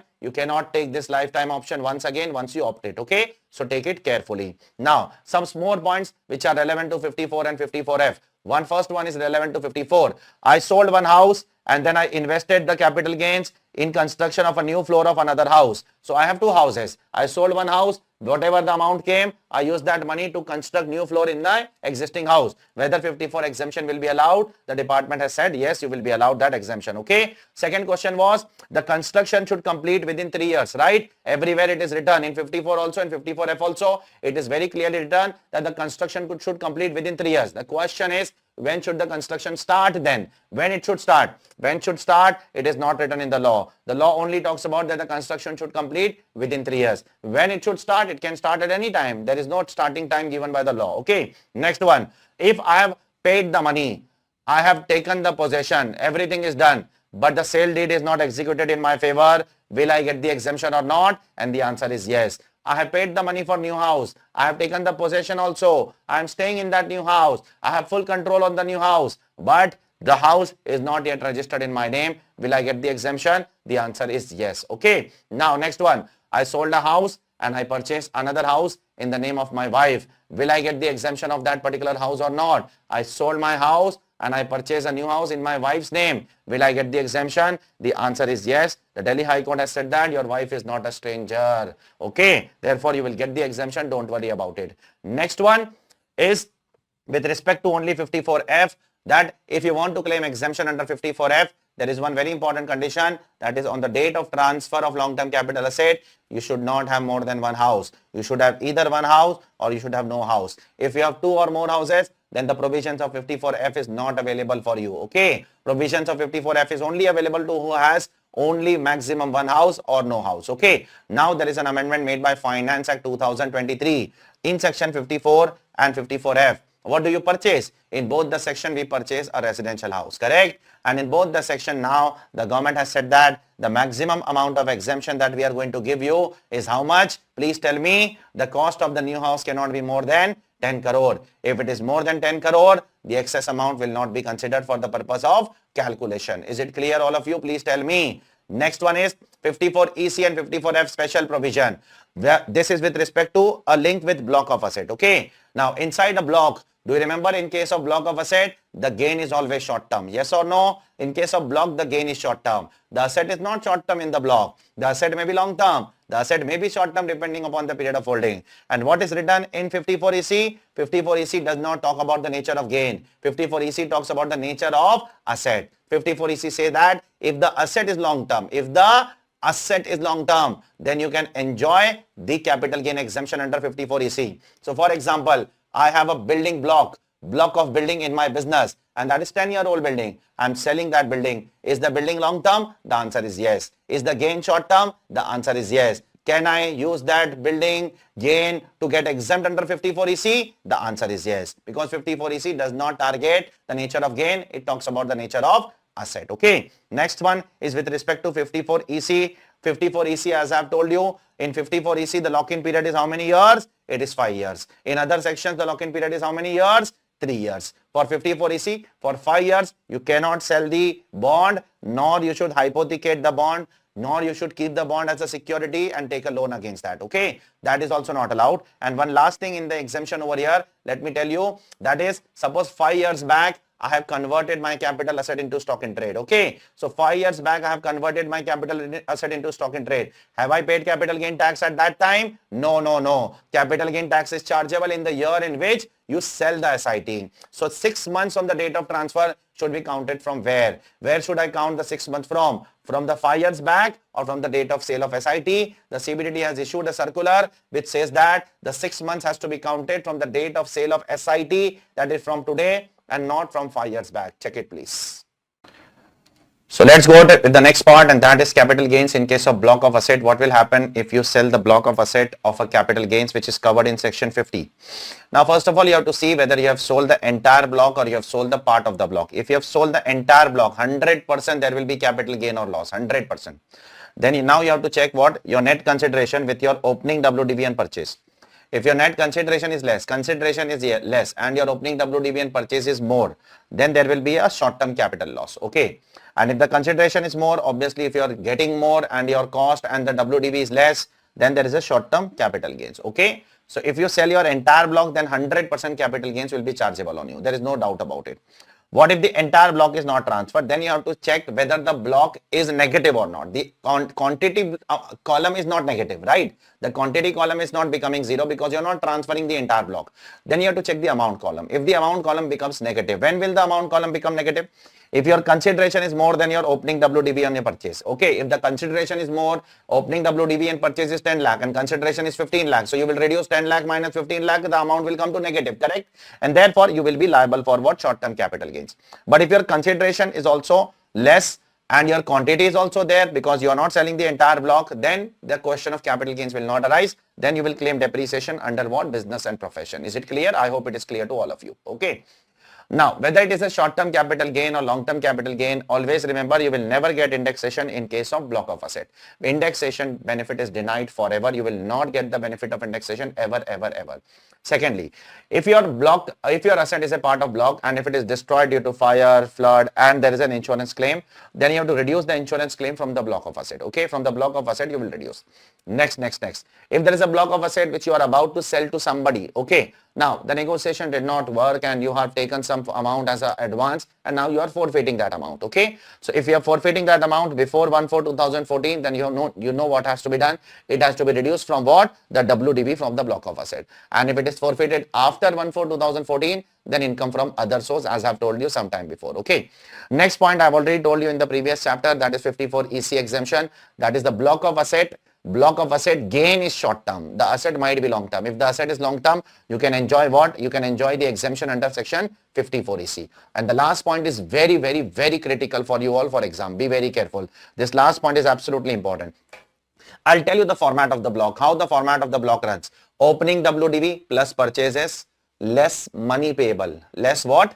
Money payable. It is not sale. The words used by the law is not sale. It is opening WDV plus purchases less money payable. What do I mean by money payable? Money payable means that asset on which there is some money payable. There is some amount which is payable by somebody to you. That is, if there is a sale, there is a money payable. If there is an insurance, there is a money payable by the insurance company. If there is a salvage, there is a compensation, there is a money payable by somebody. Now, for example, there is an asset in my block. Okay, there is one building in my block. Now that building is of no use to me. So I have discarded that building. I have done what? I have kept aside that building. We are not using that building for the purpose of business. We have discarded that building. Will I reduce that from the block of asset? The answer is no. Why? Because that building, on that building, there is no money payable as of now. Okay. Just discarding a building does not give you a right to reduce from the block of asset. So only discarding an asset will not be called as what? Money payable. Only if money is payable on that asset, you can reduce it from that particular block. This is a very important issue which has already come in exam a lot of times. Okay. Next one, I don't think so. Now it is very important for us to address these issues at this point of time. You all know that from 2020-21 onwards, you are not going to get the depreciation on goodwill. I hope you remember that, right? Goodwill depreciation is not allowed from 2020-21. So what are you supposed to do? On 1/4/2020, on 1/4/2020, whatever is the value of our intangible assets, whatever is your value of intangible assets, you have to remove what? Please tell me the WDV of the goodwill. Okay. So you have to make two calculations. Suppose you have purchased some assets in 2015. So from 2015 to 2020, one make consolidated WDV, find out goodwill plus other intangible assets. One separately only goodwill, find out the WDV. And whatever is the WDV of the goodwill, you reduce it from where? Please tell me. You reduce it from the block of asset. Okay. So that only and only which asset is pending in the intangible asset? Only other than intangible. Other than goodwill assets are pending in the intangible asset. Now, be very careful. Suppose the consolidated WDV comes to 10 lakh. How much it comes to? 10 lakh on 1/4/2020. And if the WDV of the goodwill comes to 15 lakhs, how much it comes to? It comes to 15 lakhs. How is it possible? I have given you examples in class if you remember. Go and check the examples. The consolidated value is 10 lakh, but the only value of goodwill is 15 lakhs. Okay. Goodwill and patent is 10 lakh and only goodwill is 15 lakh. Now when I will reduce 10 lakh minus 15 lakhs, that 5 lakh will be considered as what? Please tell me. It will be considered as a short-term capital gains if you remember. Okay. In the year 2020-21. But I personally don't think so. It is important because this transaction was important in 2020-21. This is not relevant now in 2023-24. I have listed down few things over here for your ease of understanding. The cases where indexation is not available. Indexation is not available in case of block of asset. Indexation is not available in case of slump sale. Indexation is not available in case of bond and debenture. But there are two bonds, capital index bonds and sovereign gold bonds. These are the two bonds where indexation is available under the income tax law. Apart from that, indexation is not available in first proviso to 48. Indexation is not available under 112A also. Later on, we will see in non-resident taxation also certain sections. Indexation is not available. And in case of market linked debenture and specified mutual funds also, indexation is not available. Is it clear? I hope it is clear to all of you. Coming to the next chapter, small topics are there, but very important. Taxation of demerger. What is demerger? When one entity is divided into two parts, one existing entity, one new entity. One of the division of your entity, you transfer it to a new company. that new company will be called as a resulting company, and and the existing company will be called as a demerged company. Okay, but first, before going into the provisions of the taxation, tax relaxation or tax exemptions, we need to understand the definition of demerger. So what is demerger? Demerger is defined in section 219 AA. We need to see the technical definition of demerger. Demerger means when a undertaking is transferred by a company to a resulting company as per Companies Act, and it fulfills the following condition. First, all the properties are transferred, just like amalgamation.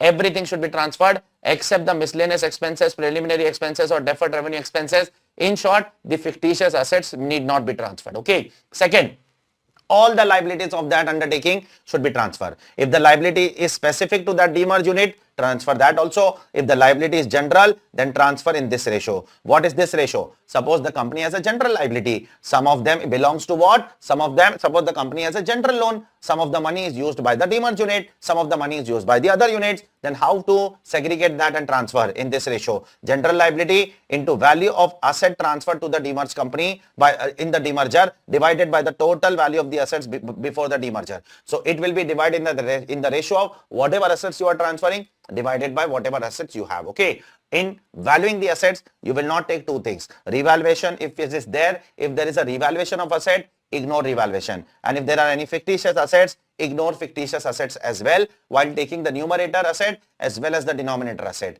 Next, the properties and the liabilities which you will transfer, it will be recorded in the book value by the another company. But if the another company is an Ind AS compliant company, what kind of company? Ind AS compliant company, then they can follow other values also like fair value. Is it clear? What will they give us in return of what? In return of the assets which we are transferring.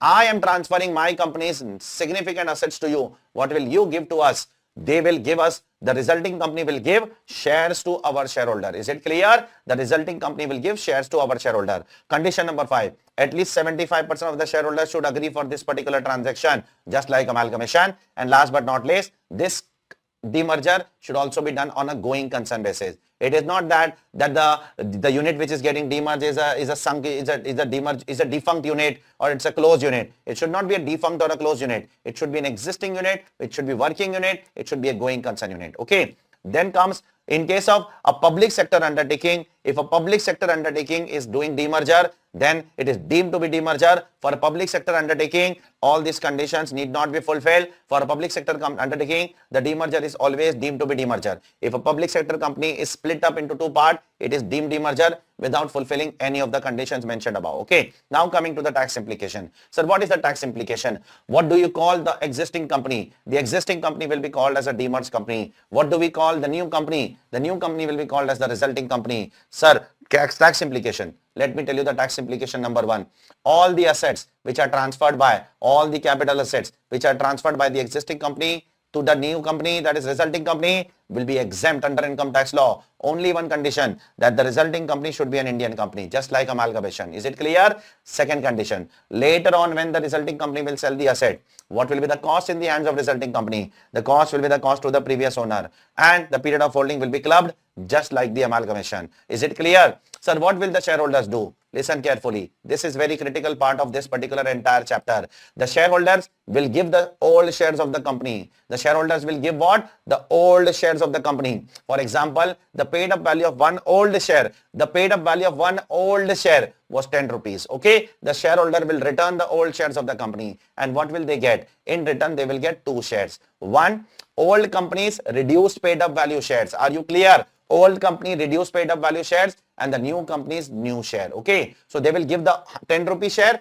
and they will take say 3 rupee, 4 rupee old company shares and the new company shares. That is also what? Exempt under the income tax law. So now the shareholders have 2 set of shares. One is resulting company shares, one is demerged company shares. How will we determine the cost of acquisition of both the shares? The cost of acquisition will be segregated, will be separated, will be bifurcated between both the shares. Okay, that 10 rupee which was there now, that will be segregated between the demerged company's new share and the resulting company new shares. In what ratio, sir? Check here, please. As per section 49 2AC, the cost of acquisition of the resulting company will be determined as the cost of acquisition of the demerged company. That is 10 rupee share will be segregated in this ratio. What is this ratio? Net book value of the asset transferred in demerger divided by net worth of the company before demerger. Sir, what does net worth include? Net worth will include paid up capital and general reserves of the company only. Nothing else will be there. So whatever was the original cost of the old company share, that will be divided in this ratio. Okay. So whatever the amount will come, that will be the value of the resulting company. Sir, what will be the cost of the demerged company? The cost of the demerged company will be balancing figure. Check it, please. You have to minus from 10 rupees. Is it clear, all of you? I hope it is clear to all of you. You have to reduce it from 10 rupees. Then you will get the cost of the demerged company. Okay. Coming to another small topic. Amalgamation of cooperative banks. Okay. Amalgamation of cooperative banks, 44 dB. This section talks about 4 kind of expenses and allowances. One is section 32, which is depreciation. One is section 35D, that is your preliminary expenses amortization. 35DD, amalgamation expense, and 35DDA, VRS expenses. What will happen with these 4 expenses if there is an amalgamation of a cooperative bank? Now listen carefully. A cooperative bank can amalgamate with another cooperative bank, and a cooperative bank now can also amalgamate with another bank also. Okay. A cooperative bank can amalgamate with cooperative bank, or a cooperative bank can amalgamate and merge with what? A normal bank also, like SBI also. Both are covered over here. So in these cases, what will happen with these 4 expenses? The government says that these 4 expenses will be bifurcated and it will be segregated between the amalgamating bank and the amalgamated bank. In what ratio? From 1st April till the date prior to the date of amalgamation, amalgamating company will take, and from the date of amalgamation till 31st March, amalgamated company will take. For example, these 4 expenses. Amalgamation took place on 15th of December. Okay. So from 1st April till 14th December, amalgamating company will take 1 day prior to the date of amalgamation. And from 15th December till 31st March, who will take? Amalgamated company will take. Is it clear? This is what it is written in point number 2 and point number 3. Okay. What about the amortization in future years? In future years, obviously, it will be taken by whom? It will be taken by the amalgamated cooperative banks. Yes, because amalgamating cooperative bank is anyways closed now. In future years, it will be taken by amalgamated cooperative bank and the amalgamated bank. Okay. Now, few more things. Sir, what about the losses of the amalgamating cooperative bank? For the purpose of loss, the relaxation is not extended to banks. For the purpose of loss under 72AB, loss is only extended to cooperative bank. Listen carefully. Deduction was extended to even banks. Are you able to understand? But loss is not extended to bank. Loss will be allowed to carry forward only if the new bank, the amalgamated bank, is also a cooperative bank. Then only loss is allowed to carry forward. A very minute point. Okay. Very minute point. Therefore, if there is some loss with the amalgamating cooperative bank, it can be carried forward by the amalgamated cooperative bank, but not for another 8 years. Not for another 8 years like amalgamation of company. It can carry forward for the balance number of years. Are you able to understand or not? And last but not least, coming to the tax implication of capital gains. Amalgamating cooperative bank, whatever assets they are transferring to whom? Both. Now again, both of them are going to get exemption. Only for the purpose of losses, both of them are not getting exemption. Here, capital gain exemption also is allowed to both of them. The amalgamating company, cooperative bank, whatever assets they are transferring, all of them are exempt. To whom? To another cooperative bank or to even another bank. Both of them are exempt. Okay. What will happen with the shareholder? Tell the shareholders to do the same traditional thing. Give the shares of the old company, take the shares of the new company. Okay. Then your capital gains will be what? Exempt under the income tax law. Is it clear, all of you? So there are 3 aspects which are covered in this chapter. One is PGBP deduction. Second is losses. Third is capital gain implication. I hope it is clear to all of you. Let's come to the next discussion, which is also somewhat related to capital gains only. That's the reason we have put over here ESOP. What happens in case of ESOP? An employee joins a company. After that, the employee has to fulfill certain conditions for few years. Okay. And after that, the company will offer him an ESOP, and then eventually the ESOP will be allotted to him. Okay. So when will the ESOP get taxable? Listen carefully. ESOP will get taxable in the year in which I will get the shares. Okay. the shares are allotted to me, at that time it will be taxable. But what will be the value for taxability? The value will not be the date on which I got the shares. The value will be the date on which I exercise the option that I want an ESOP. For example, on 15th of December 2023, company offered me an ESOP. I said that yes, I want the ESOP. I exercised the option on 15th of December. That is the market value that will be relevant to determine the calculation. Okay, but it will not be taxable on 15th of December. For example, the ESOPs were actually allotted in April next year. It will be taxable in the next year, but the value will be of 15th December. Is everyone clear with this? Please tell me. The value will be the FMV of the shares on the date of exercising the option. Okay, compare with what? The purchase price. But when it will be taxable? When the shares are what?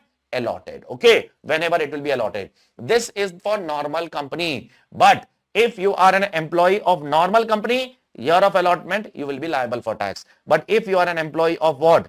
Eligible startups under 80 IAC. Okay, if you are an employee of what?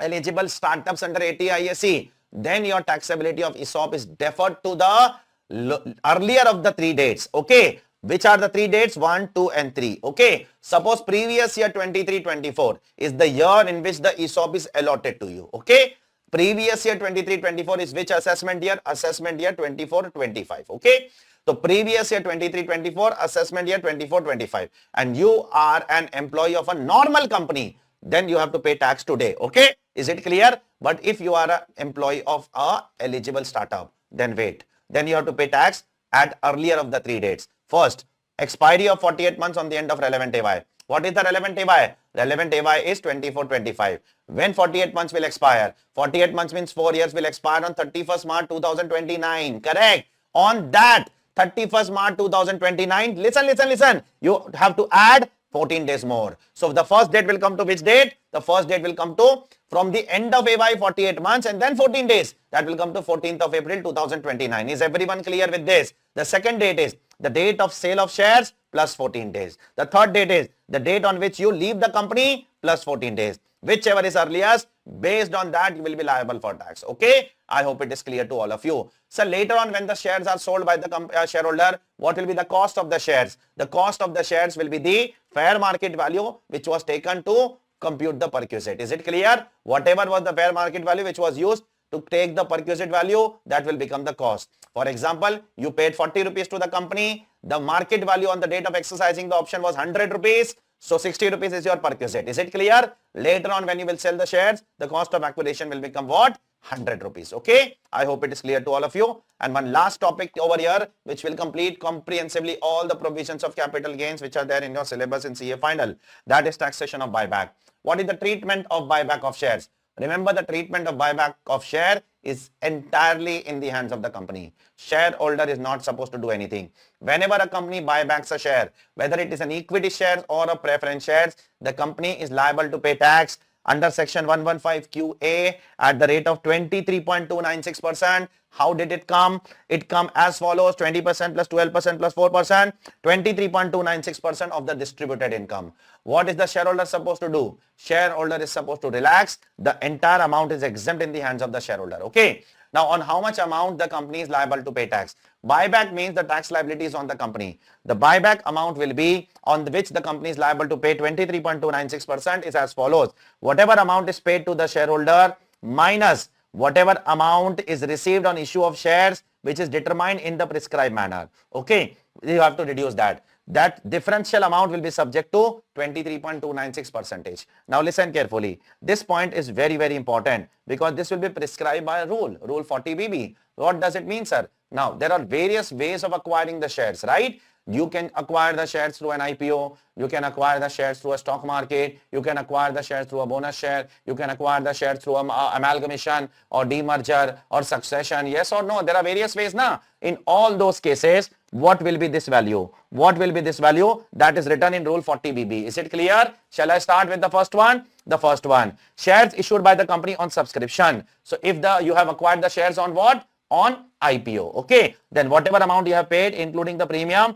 that will be taken over here. Okay, I hope it is clear. Second point is not relevant as of now because that is based on dividend distribution tax, and we all know that today dividend distribution tax does not exist under the income tax law. Okay, so therefore this point is also not relevant. At one point of time it was relevant, but today this is not relevant. Third, you have acquired the shares as ESOP. How you have got the shares? As ESOP. So for that you have to take the fair market value of the shares or the amount credited to the share capital and premium, whichever is lower. Okay. Next one. Suppose you have received the shares in lieu of an amalgamation. Listen. You are a shareholder of amalgamating company. Okay. And then amalgamation happened. So you got the shares of which company? Amalgamated company. And then buyback happened. So what will you take that as value? So you will take the value of what? The amalgamating company shares. Okay. Because that is the share which you have purchased now. That is the share which you have purchased by paying the cost. So that will be the value which is taken for the purpose of determining the buyback. Okay. In case of demerger, you will take the same ratio, which I have just told you sometime before. What was the ratio to determine the demerger for?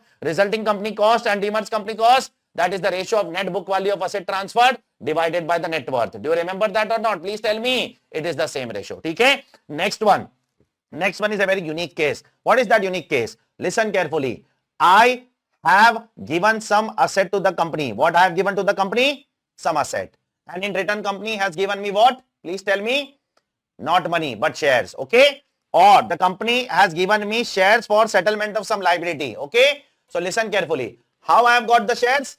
I have got the shares because I have sold some asset to the company. Okay. Or I have given some services to the company. Company is liable to pay me some money, and in exchange of money, they have given me shares. Okay. This is how I got the share. So how will I determine the value for rule 40BB? Then that case, your amount will be A divided by B. Sir, what is A? A is lower of the two things. FMV of the asset which you have given to the company or the liability divided by the amount credited to the share capital or security premium, whichever is lower will become A, and B will become what? The number of shares that the company has issued you. That will give you the amount received, A divided by B. Okay. Similarly, next one is what? Next one is I have got the shares on succession of a firm.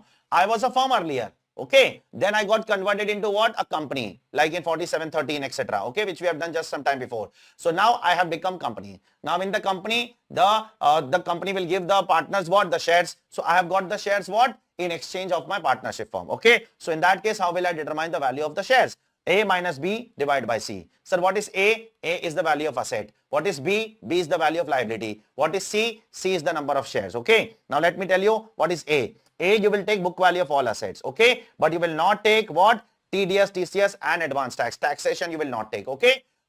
Because it is written reduced by these amount. Plus, you will not take fictitious assets. Fictitious assets will also not come in A. What is B? B means book value of all liabilities. Okay. But here also, you will not take certain liabilities like contingent liability, a liability which is not ascertained. Means what? A liability which is not final, which is not crystallized. You will not take those liabilities. And what is C? C is nothing but your number of shares issued on conversion. Next one, you have issued the shares. Company has given the shares to you as a bonus shares, and then the company has bought back the shares. What will I take the value? Bonus shares value you will take as nil. Okay. Next one, you have got the shares on conversion of preference shares or bond or debentures into equity shares. Okay. Initially you bought the bonds of the company, debentures of the company, preference shares of the company, but then the company converted that bond, debentures, preference shares into equity shares, and then the company bought back that shares. Okay. So what value will you take? You will take the same value which you have paid to the company for acquiring those instruments. You will take the same value which you have taken, which you have paid for buying those bonds, those preference shares, those debentures,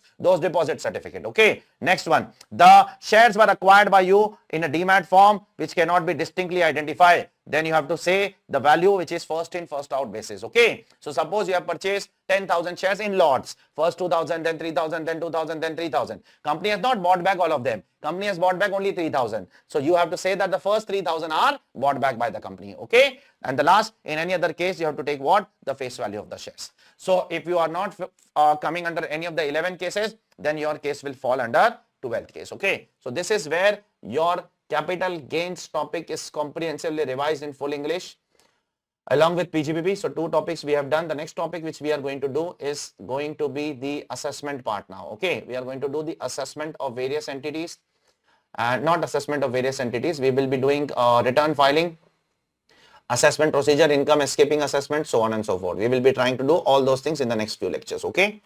Till then, take care all of you. Bye all of you.